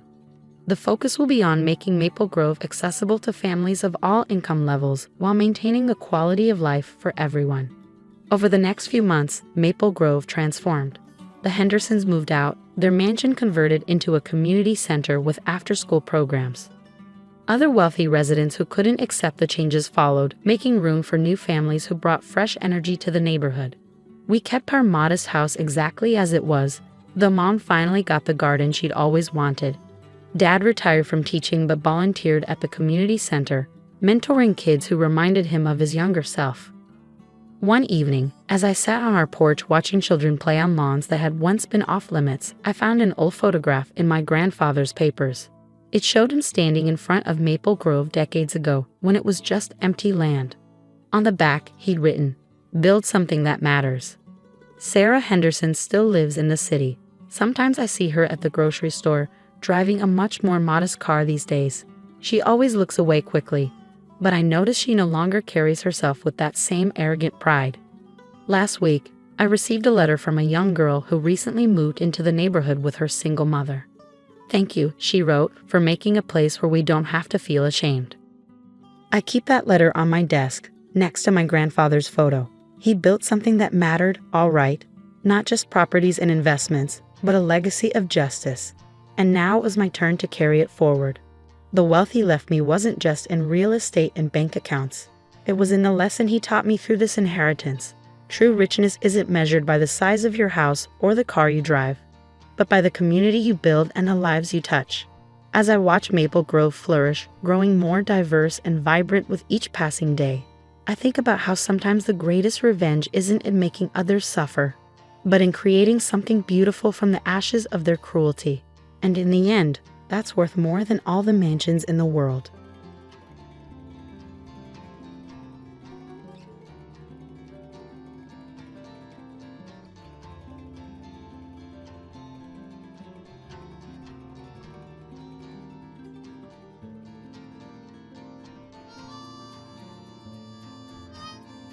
Life has a funny way of revealing the truth about people, especially when there's money involved.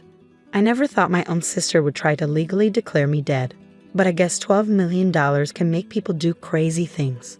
I'm Emma Chen, 29 years old, and until 6 months ago, I thought I knew everything about my life.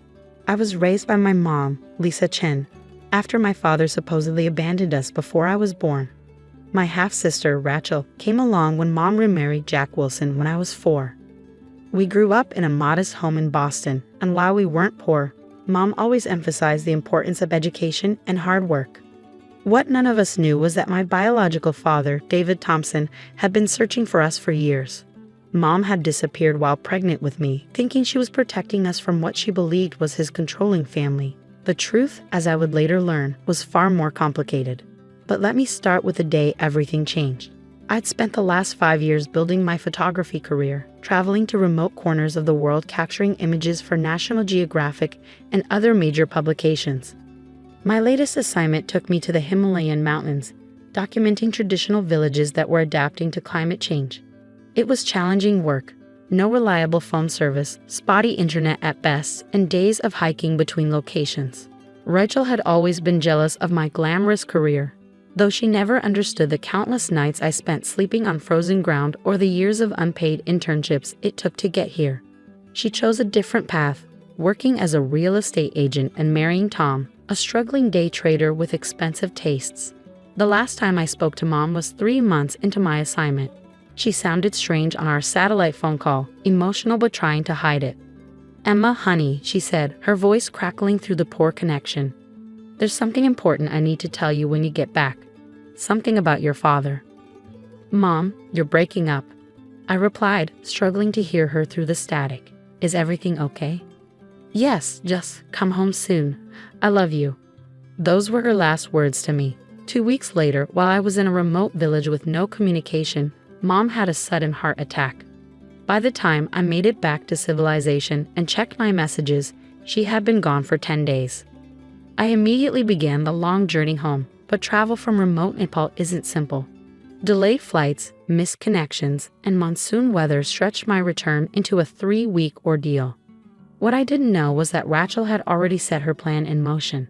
You see, 6 months before Mom's death, she'd received a letter from a prestigious law firm. My biological father, David Thompson, had finally tracked us down. He was a federal judge now and had never stopped looking for us. More importantly, he'd recently been diagnosed with terminal cancer and wanted to make things right. He'd set up a trust fund for me, $12 million, plus properties in 3 states. Mom had been processing this information, trying to figure out how to tell me the truth about my father when she passed away. Rachel found the letter while going through Mom's papers. And that's when she saw her opportunity. While I was desperately trying to get home, Rachel was convincing everyone that I had died in a hiking accident in Nepal. She used her real estate connections to create false documentation, took advantage of the language barrier and poor communication with local authorities, and even held a memorial service with an empty casket. My poor sister, she'd sobbed to the mourners. At least she died doing what she loved. By the time I finally made it back to Boston, Rachel had already filed papers to claim the inheritance as my only surviving sibling. She even moved into one of the properties left in the trust. I'll never forget the moment I walked into my childhood home. Rachel was sitting in the living room with Tom, surrounded by papers from the law firm, when I opened the door with my key. The color drained from her face as if she'd seen a ghost, which in her mind she had. Emma, she stammered, dropping her coffee mug. It shattered on the hardwood floor Mom had been so proud of. You're supposed to be dead. I finished for her, setting down my weathered backpack. Funny thing about that, I'm very much alive. Tom bolted from the room, nearly tripping over his own feet. Rachel's shock quickly turned to calculation. I could practically see the gears turning in her head as she tried to figure out how to spin this. Emma, thank God. She jumped up, arms open for a hug I didn't return. We thought. There was a report from Naples. We were devastated. I've been trying to handle all the legal matters for you, to protect your interests. Really? I pulled out my phone, showing her the emails I discovered on Mom's computer. Is that why you told the law firm I died in a climbing accident? Why you've been trying to claim my inheritance? I can explain, she sputtered. It's not what you think. But I wasn't interested in her explanations. I'd spent the flight home doing my research, making calls, and uncovering every detail of her scheme. What I discovered wasn't just fraud, it was a calculated plan that had started even before Mom's death. What Rachel didn't know, what none of us had known, was that I wasn't the only one who had inherited my biological father's methodical nature and attention to detail, and I was about to show my dear sister exactly what that meant. Pack your bags, I said calmly, pulling out a formal-looking document. You have 24 hours to vacate this property, and Rachel? Don't bother trying to run. The FBI is already investigating the false death reports you filed. She lunged for the document in my hand, but I stepped back. You can't prove anything. It was a misunderstanding. I was trying to protect our family's interests. I smiled, thinking of the meeting I had scheduled for the next morning. Actually, I can prove everything. And you're about to learn exactly who you've been trying to steal from. What happened next would shake our family to its core, expose decades of secrets, and lead to a courtroom confrontation that nobody saw coming. But that's where the real story begins. The next morning, I walked into the federal courthouse in downtown Boston, my heart pounding but my steps steady. Rachel had spent the night calling everyone she knew, trying to find a lawyer willing to defend her misunderstanding. She'd even tried convincing our stepdad, Jack, to reason with me. Emma, please, he'd begged over the phone. Rachel made a mistake, but she's still your sister. No, Jack, I'd replied firmly. A mistake is accidentally damaging someone's car. She tried to legally declare me dead. What Rachel didn't know was that I'd already been in contact with Judge David Thompson's office. When I couldn't reach Mom during my trip, I finally opened that email I'd been avoiding. The one from the law firm explaining my father's search for me. After confirming Mom's death, I'd reached out to them. The security guard at the courthouse entrance did a double take when he checked my ID. Miss Chen, Or should I say Miss Thompson? He said with a knowing smile. You look just like your father. I was directed to a private chamber where a tall, distinguished-looking man in his early 60s stood looking out the window. He turned as I entered, and I felt my breath catch. It was like looking at an older, male version of myself. We had the same sharp green eyes, the same way of tilting our heads when studying something.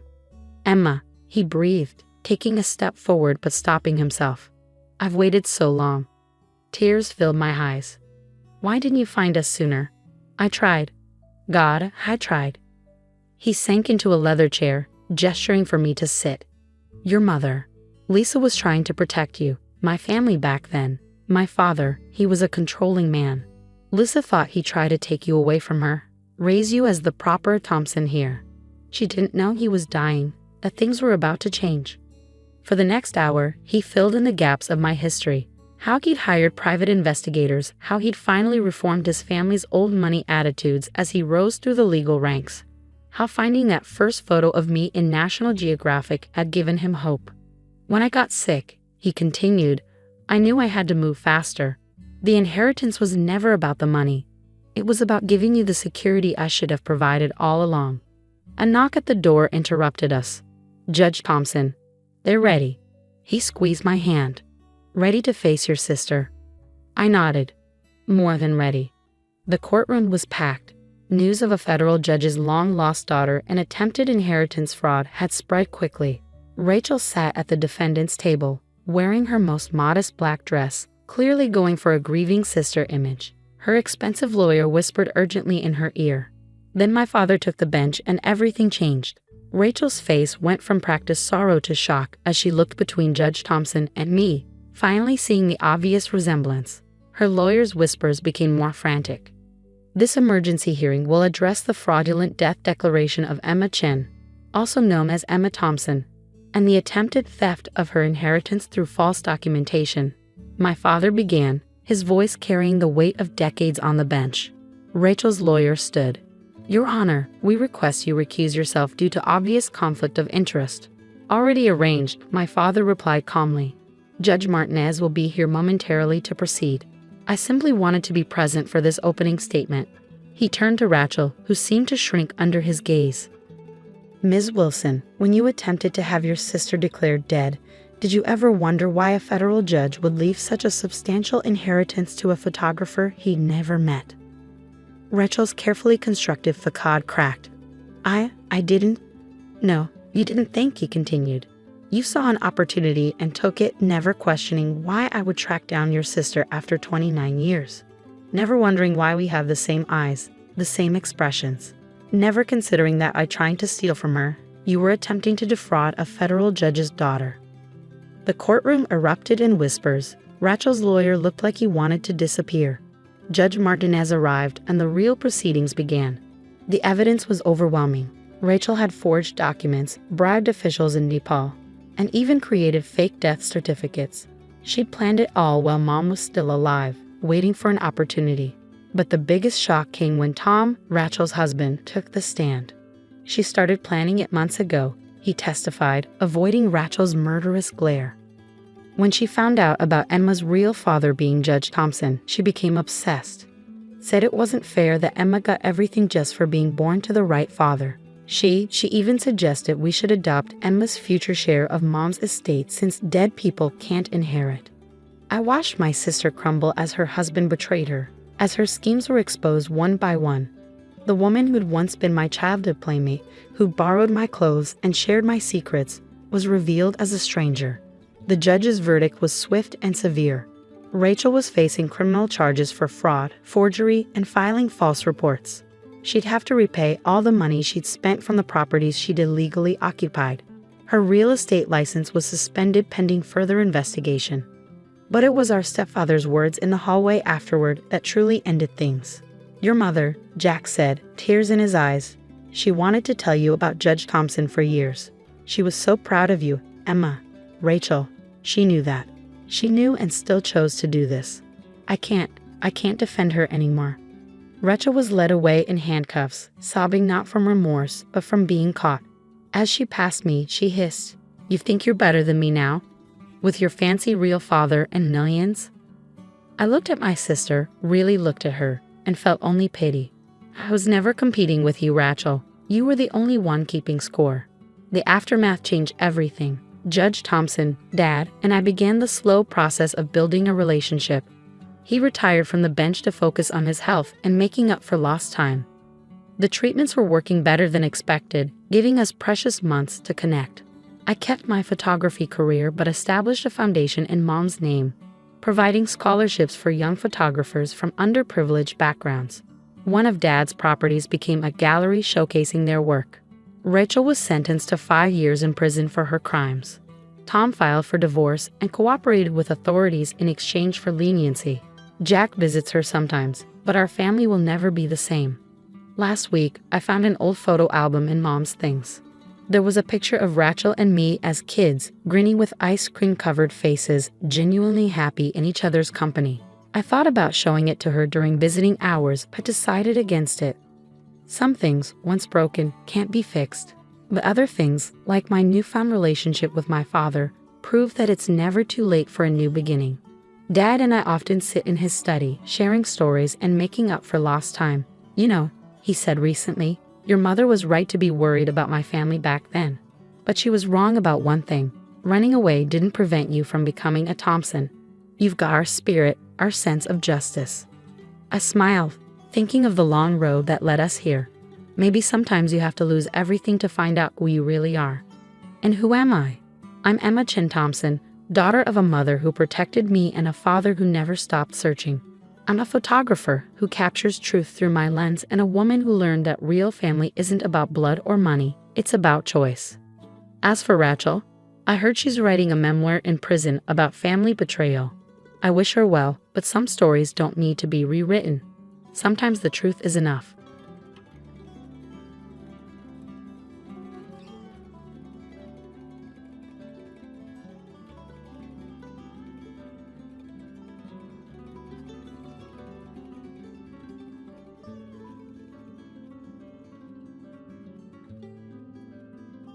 Turning 16 was the day my world shattered, then began to rebuild.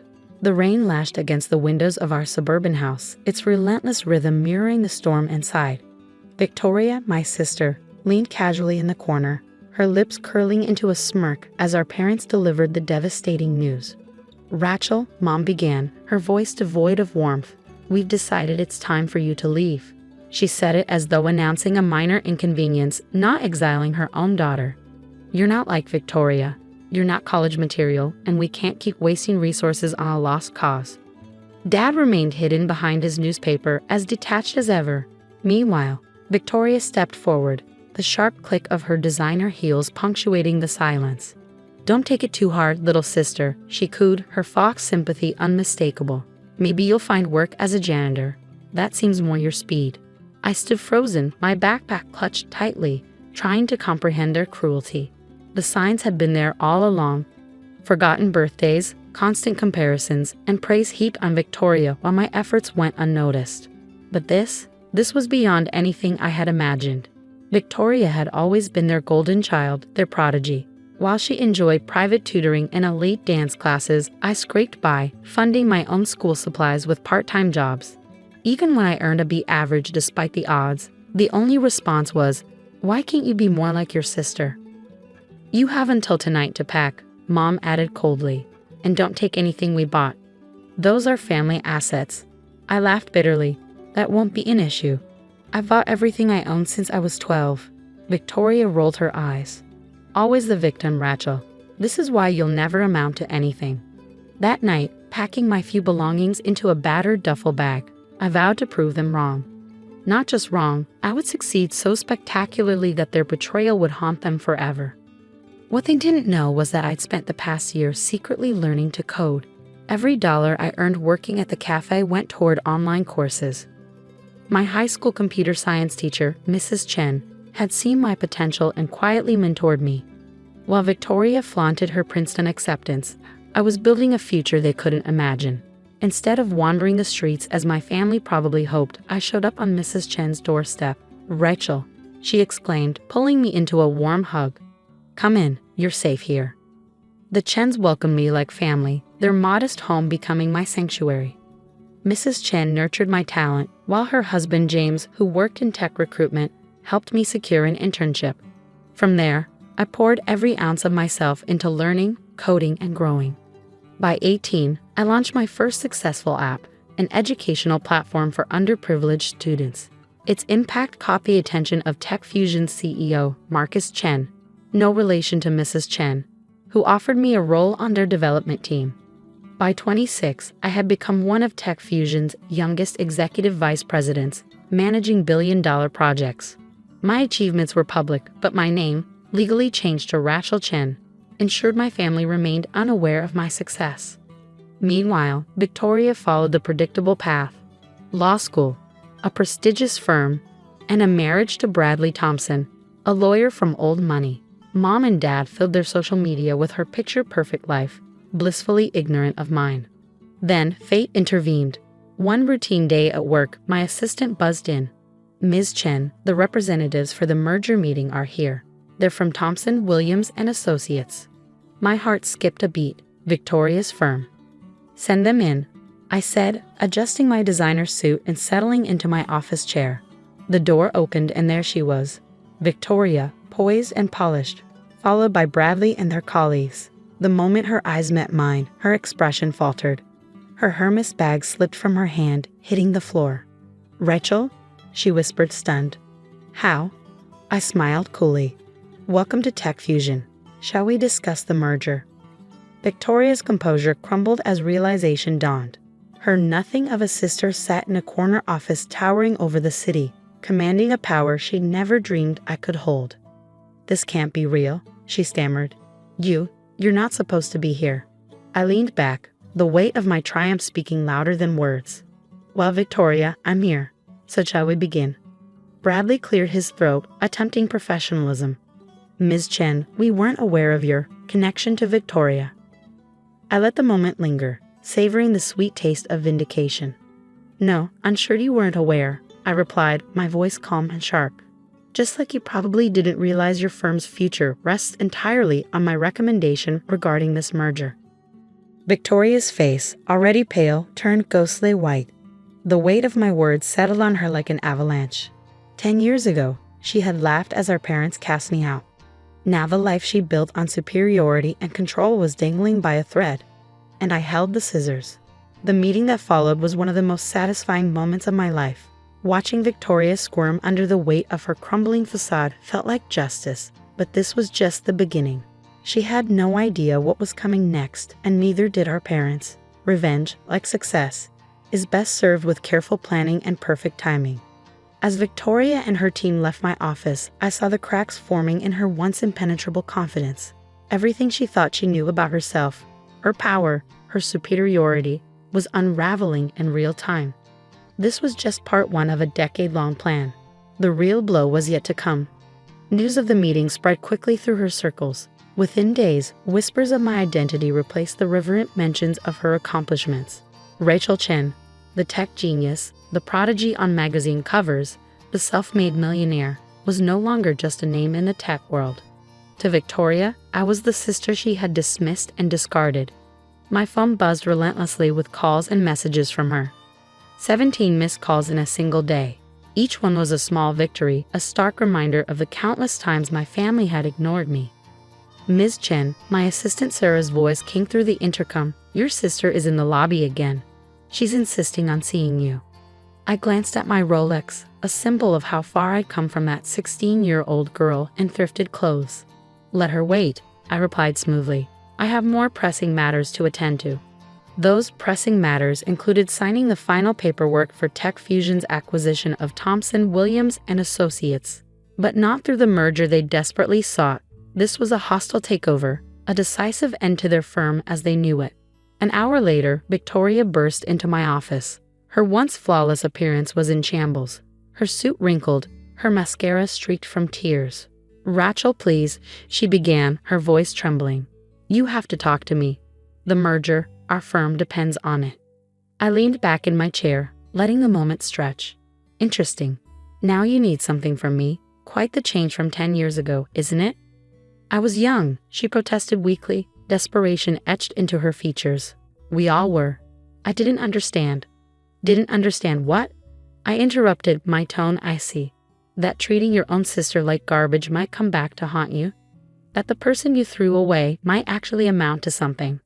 She sank into the chair opposite me, the weight of her guilt pulling her down. What do you want, Rachel? An apology? Money? Just tell me. I laughed, a sound as bitter as it was triumphant. Money? Victoria, I make more in a month than you do in a year. And as for an apology, I rose from my chair and walked to the floor-to-ceiling windows overlooking the city. It's far too late for that. Mom and Dad want to see you, she whispered. They're devastated they didn't know about your success. Devastated they missed out on the money, you mean? I replied, not bothering to mask my disdain. Tell me, did they ever look for me after throwing me out? Did any of you? Her silence was answer enough. Mrs. Chen looked for me. I continued, my voice steady with resolve. She and her husband gave me a home, believed in me, and supported my dreams. They're my real family. Victoria's eyes widened in realization. He changed your name to Chen. I did, I said simply. The moment I turned 18. I wanted nothing to do with a name that brought me nothing but pain. Just then, my phone buzzed. A message from Marcus Chen, Tech Fusion CEO. Acquisition approved by the board. Proceed as planned. I turned back to Victoria, my expression unreadable. You'll be getting some interesting news about your firm soon. I suggest you update your resume. Her panic was palpable. What do you mean? I savored the moment before delivering the blow. Tech Fusion isn't merging with Thomson, Williams & Associates, I said, each word deliberate. We're buying it, and our first order of business is restructuring the management team. The blood drained from her face as the implications sank in. You can't do this. Bradley's family, their connections. I laughed outright this time. Bradley's country club connections. Victoria, I have dinner with senators and tech billionaires. His world is nothing compared to mine. As if on cue, her phone buzzed. Bradley's name lit up the screen. The news was spreading like wildfire. This isn't just about me, she pleaded, her voice cracking. Think about the employees, their families. Don't lecture me about caring for others, I said sharply. Unlike our parents, I don't punish innocent people for someone else's mistakes. The employees will be taken care of, but the senior partners who perpetuated that toxic culture, they're out. She stood shakily, her entire world collapsing around her. Mom and Dad will be at my house tonight, she said, her voice barely above a whisper. They want to make things right. I paused, considering her words. Seeing them grovel might be amusing, but I had a better idea. Tell them to come to the Capitol tomorrow night at 8. I'll reserve a private room. After she left, I called Mrs. Chen. They took the bait, I said, satisfaction evident in my tone. Are you sure about this, Rachel? She asked gently. Revenge can feel hollow in the end. This isn't just revenge, I assured her. This is justice. And tomorrow, they'll finally understand what that means. The next evening, I sat in the Capitol's most exclusive dining room, the pinnacle of luxury. When my family arrived, their expressions were a mix of awe and discomfort. The daughter they discarded now commanded a world they could only dream of entering. Rachel, Mom began, stepping forward as if to hug me. I didn't move. Please, I said coldly, gesturing to the table. Sit. Dad cleared his throat, clearly out of his depth. We've been doing a lot of thinking, Princess. Don't, I interrupted. You lost the right to call me that the day you threw me out. Mom's eyes filled with tears, perfectly timed as always. We made a mistake, she sobbed. We were so wrong about you. The waiter approached, presenting a bottle of wine worth more than their monthly mortgage payment. I gestured for it to be poured, the sound of the cork popping slicing through the tense air. Yes, you were wrong, I said, my tone calm but unyielding. But that's not why I agreed to this dinner. Victoria shifted in her seat, her confidence unraveling. Rachel, about the firm. The acquisition is final, I replied sharply. And again, that's not why we're here.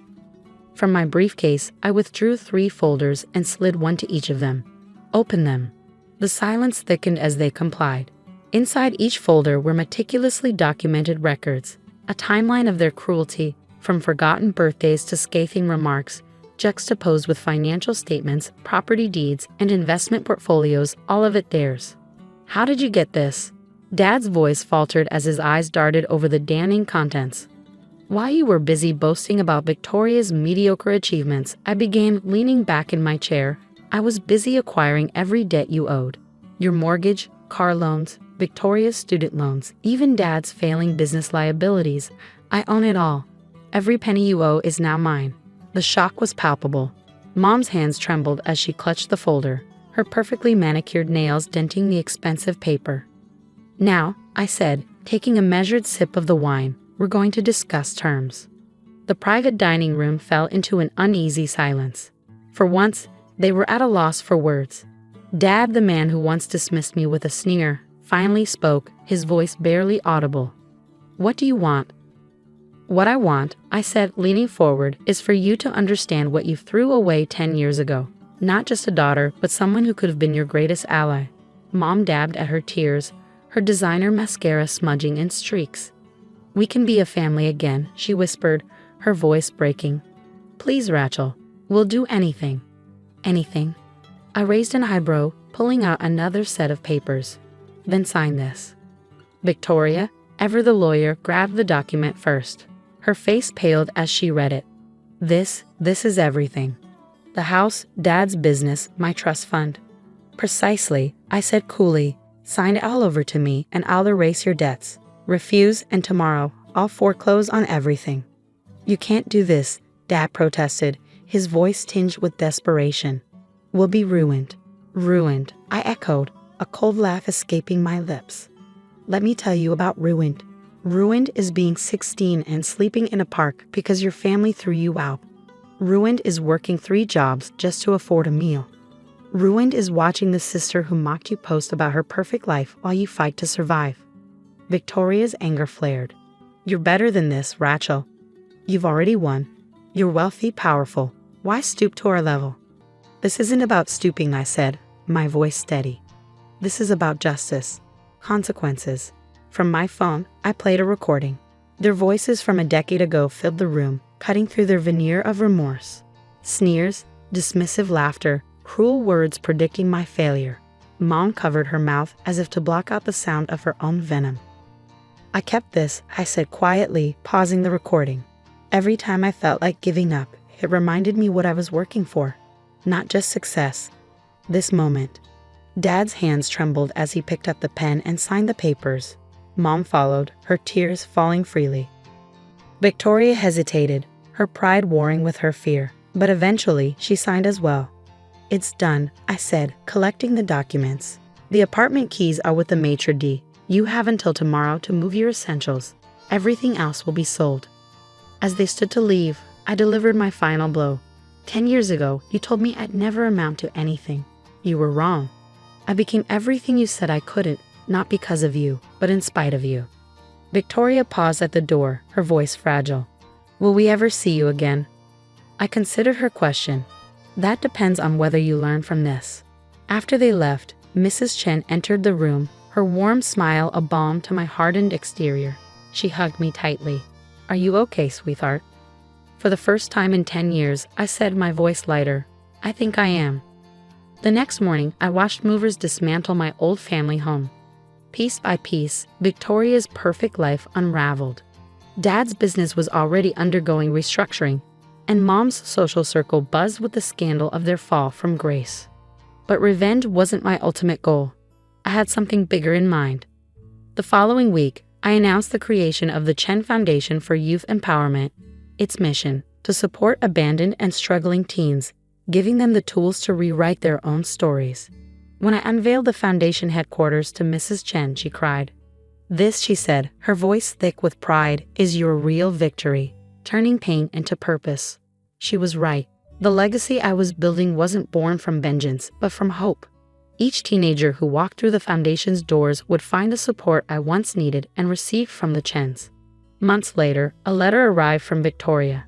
She wrote about her new life, working as a paralegal, living in a modest apartment, and finally understanding the value of humility. I didn't respond. Instead, I anonymously donated to the legal aid clinic where she worked, ensuring they could continue helping others. Success, I realized, wasn't just about proving my family wrong. It was about proving to myself that resilience could triumph over cruelty. My biological family may have abandoned me, but their rejection had forged me into someone unstoppable. Someone who not only survived but thrived and used that success to lift others. In the end, I had gained something far more valuable than revenge. I had found freedom, purpose, and an unshakable peace. The girl they threw away had become the woman they could never be, happy, fulfilled, and whole.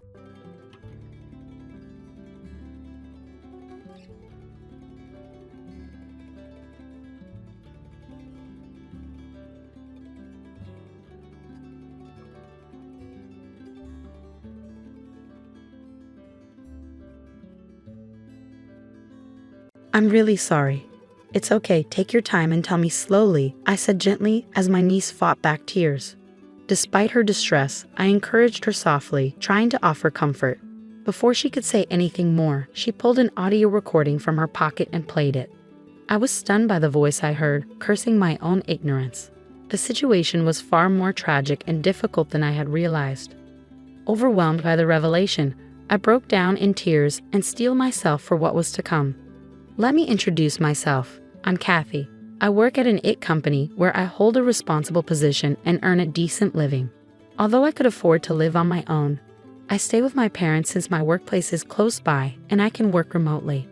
I contribute financially to the household, and my parents prefer my company as they would otherwise feel lonely.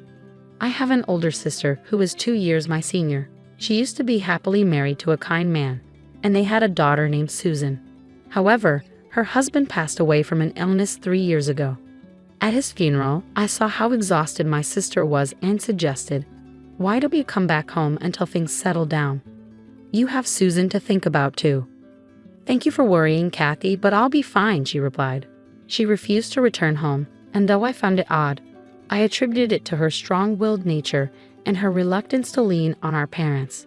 She continued working and raising Susan as a single mother. Despite the increasing burden, she assured me she was managing. A year ago, my sister fell ill and passed away.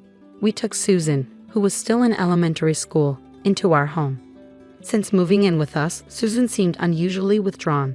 I remembered her as a lively and cheerful girl when her parents were alive, and I knew losing both parents so quickly must have been a heavy blow. I wanted to help her regain her spark. My parents tried talking to her, but she remained unresponsive. I suggested outings on my days off, but she showed no interest. Not wanting to push her too hard, I held back.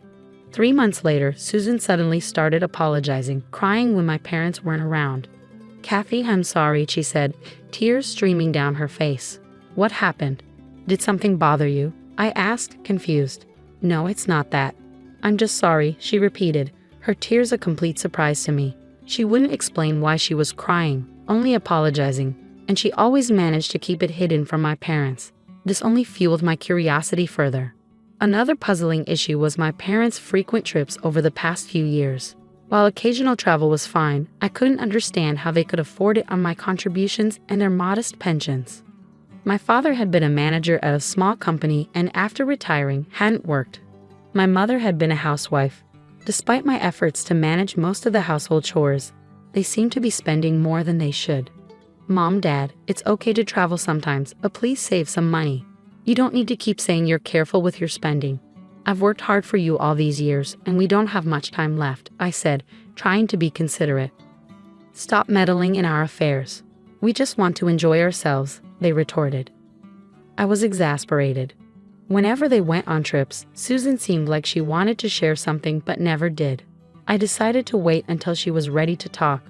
A few months later, my father approached me, looking pleased.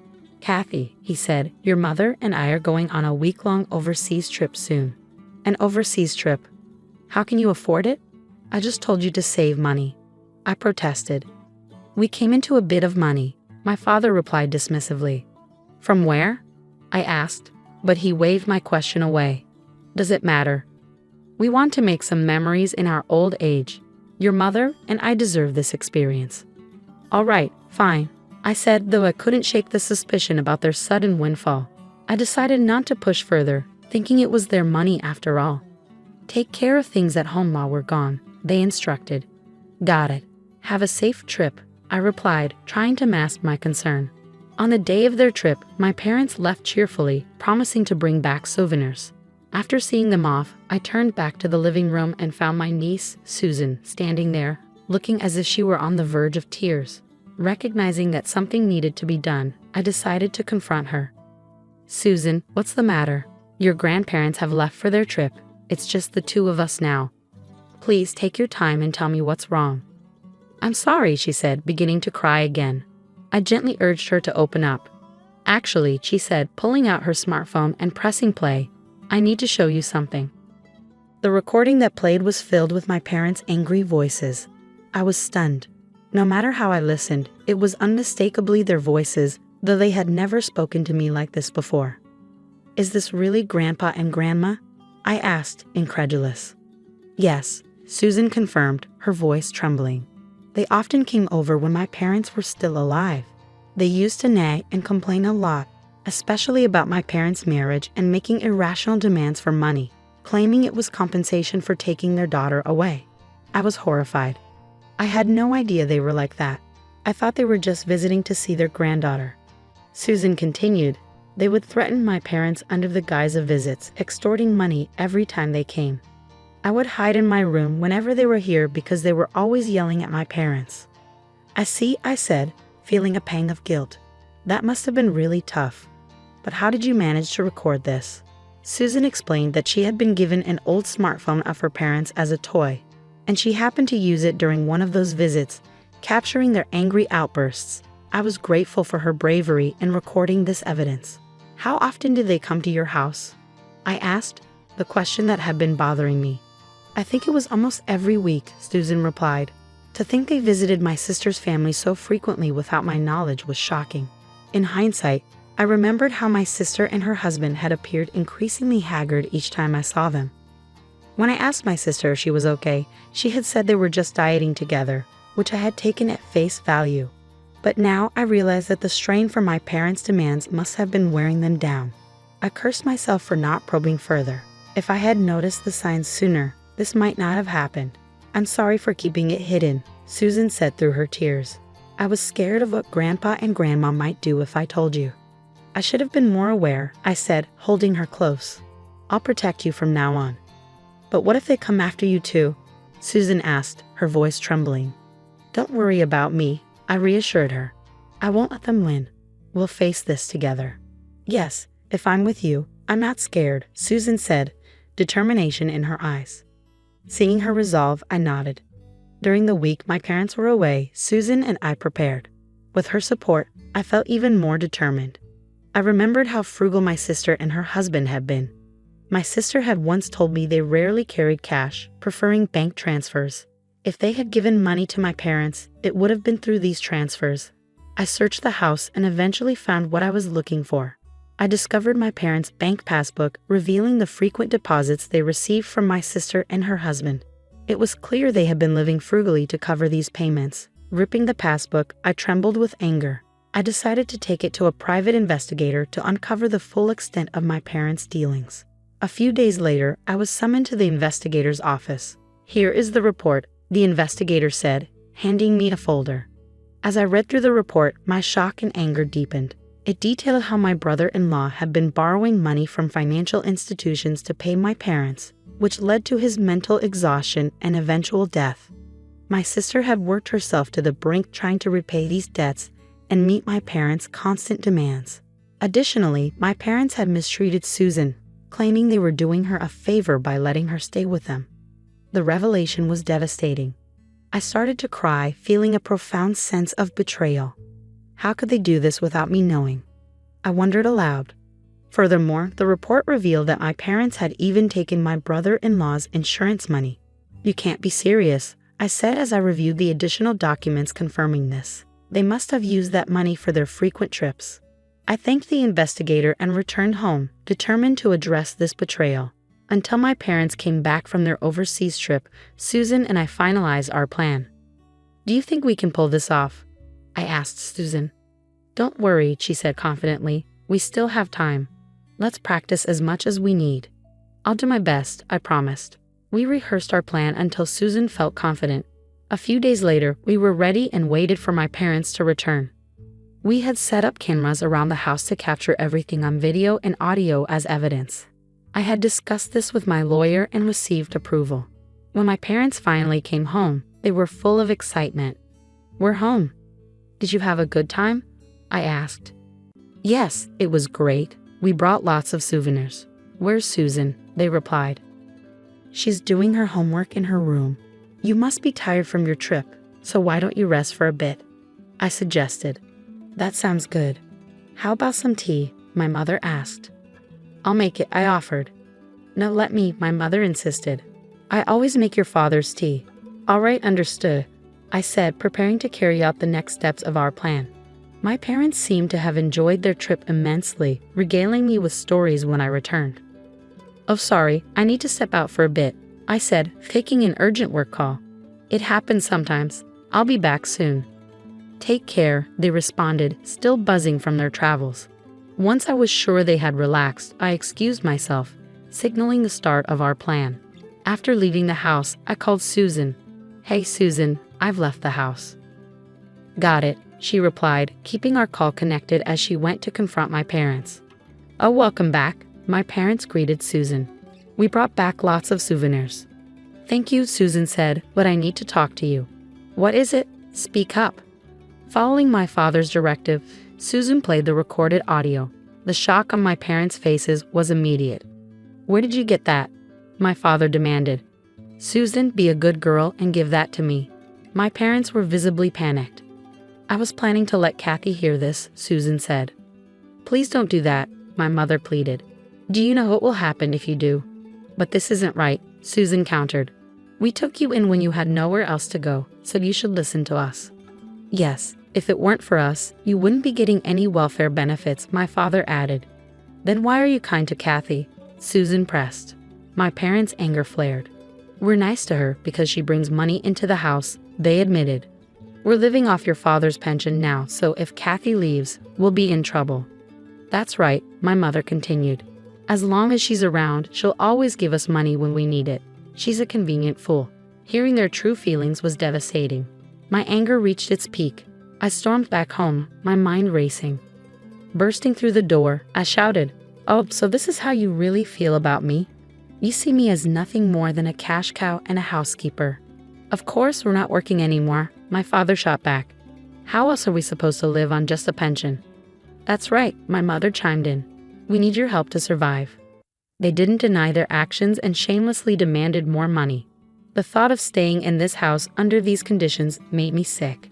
"If that's how you feel, I won't give you any more money," I said. "I'm taking Susan and we're leaving. Don't contact us again." "How will we live without you?" they protested. "I know everything," I said. "I know you took money from my sister and brother-in-law." "What are you talking about?" my father asked, feigning ignorance. "Did Susan tell you?" my mother inquired. "Yes, she did," I confirmed.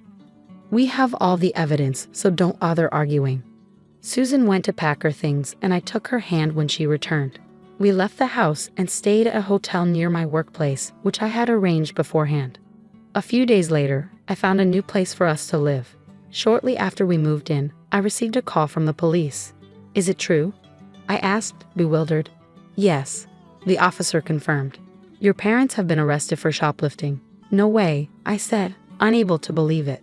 I was only gone a few days. How could they have run out of money so quickly? Besides, they were getting welfare benefits for taking care of Susan. Reluctantly, I went to the police station. My parents, looking repentant, apologized. "We just made a mistake," they said. I took them back to the house.